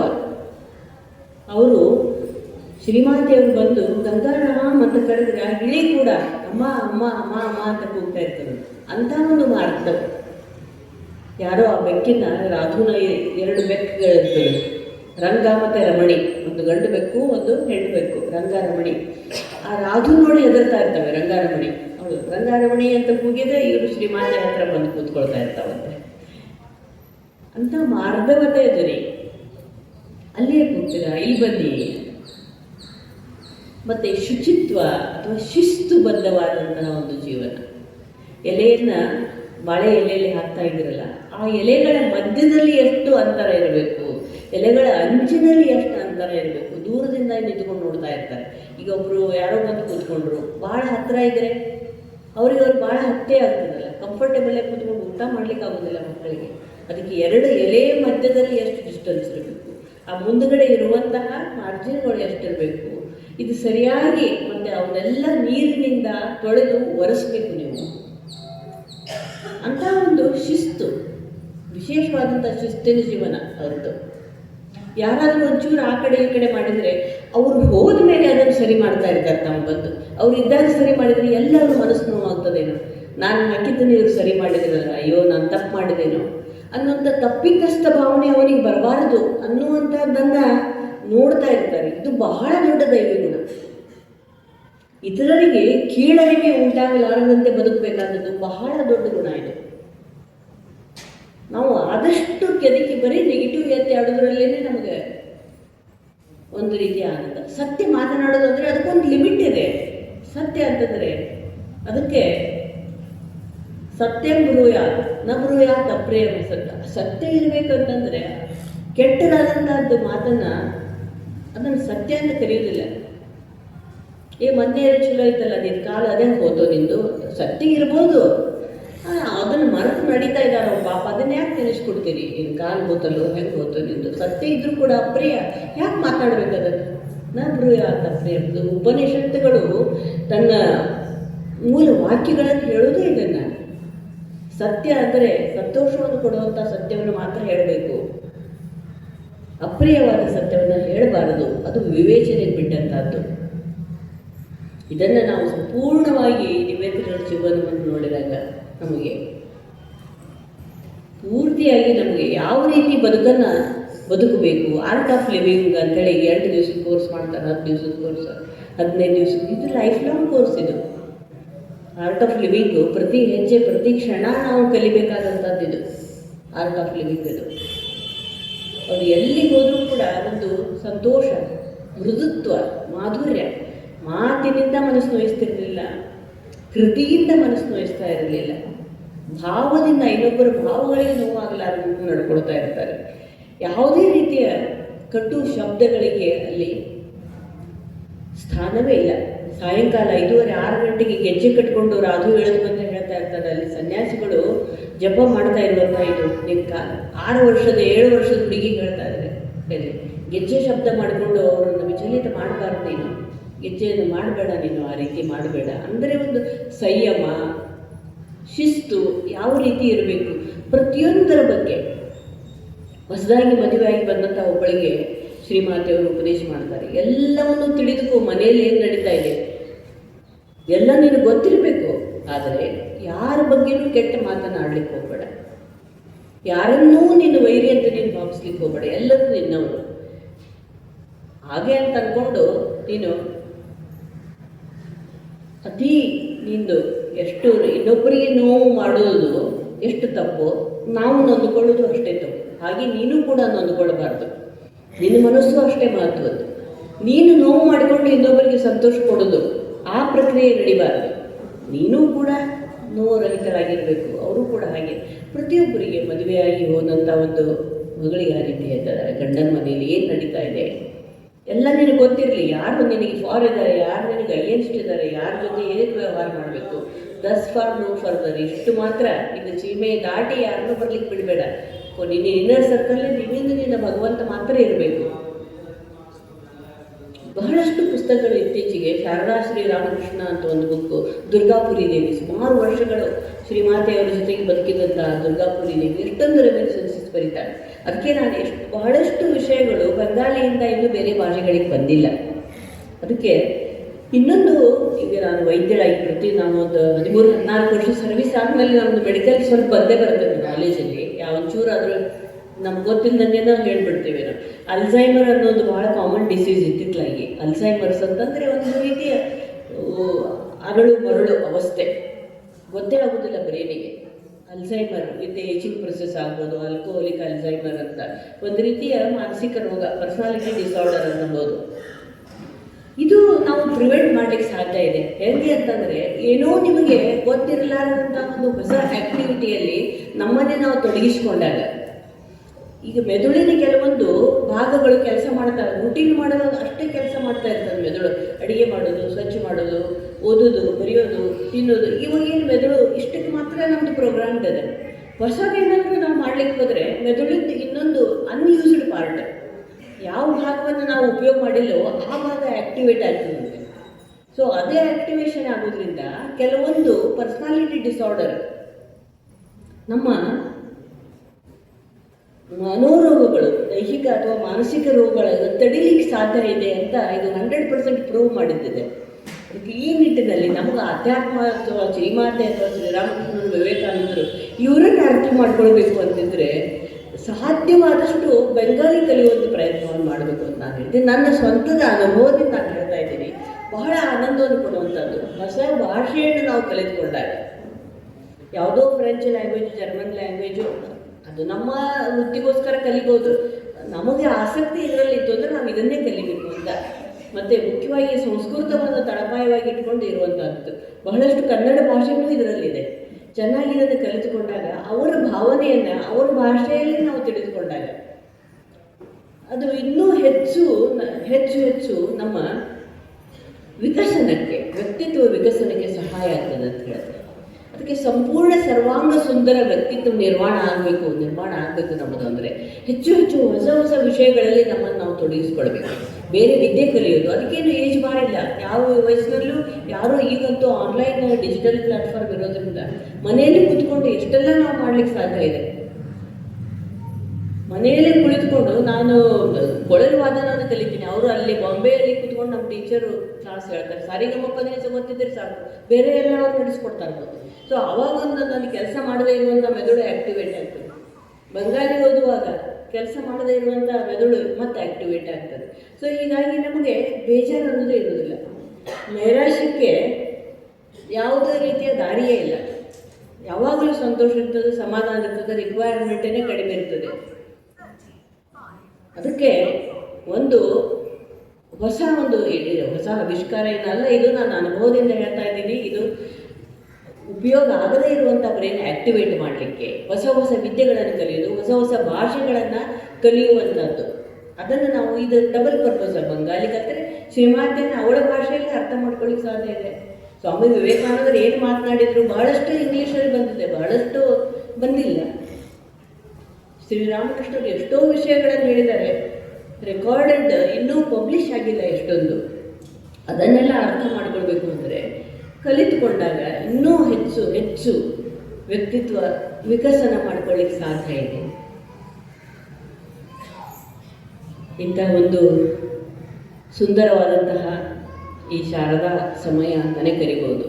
ಶಾರದಾ ಭಕ್ತವೃಂದರಲ್ಲಿ ಸುಂದರ ಶಾರದಾ ಸಮಯವನ್ನು ನನಗೆ ಗೊತ್ತಿರುವಂಥ ಒಂದೆರಡು ವಿಷಯಗಳನ್ನು ಹೇಳಲಿಕ್ಕೆ ಅವಕಾಶ ಮಾಡಿಕೊಟ್ಟಂತಹ ಪೂಜ್ಯ ಸ್ವಾಮೀಜಿ ತೇಜಸ್ವಿಯಾನಂದಜಿಯವರಿಗೆ ನನ್ನ ಅನಂತ ವಂದನೆಗಳನ್ನು ಸಲ್ಲಿಸ್ತಾ ನಾನು ಎರಡು ಮಾತುಗಳನ್ನು ಮುಗಿಸ್ತಾ ಇದ್ದೀನಿ. ಜೈ ರಾಮ್.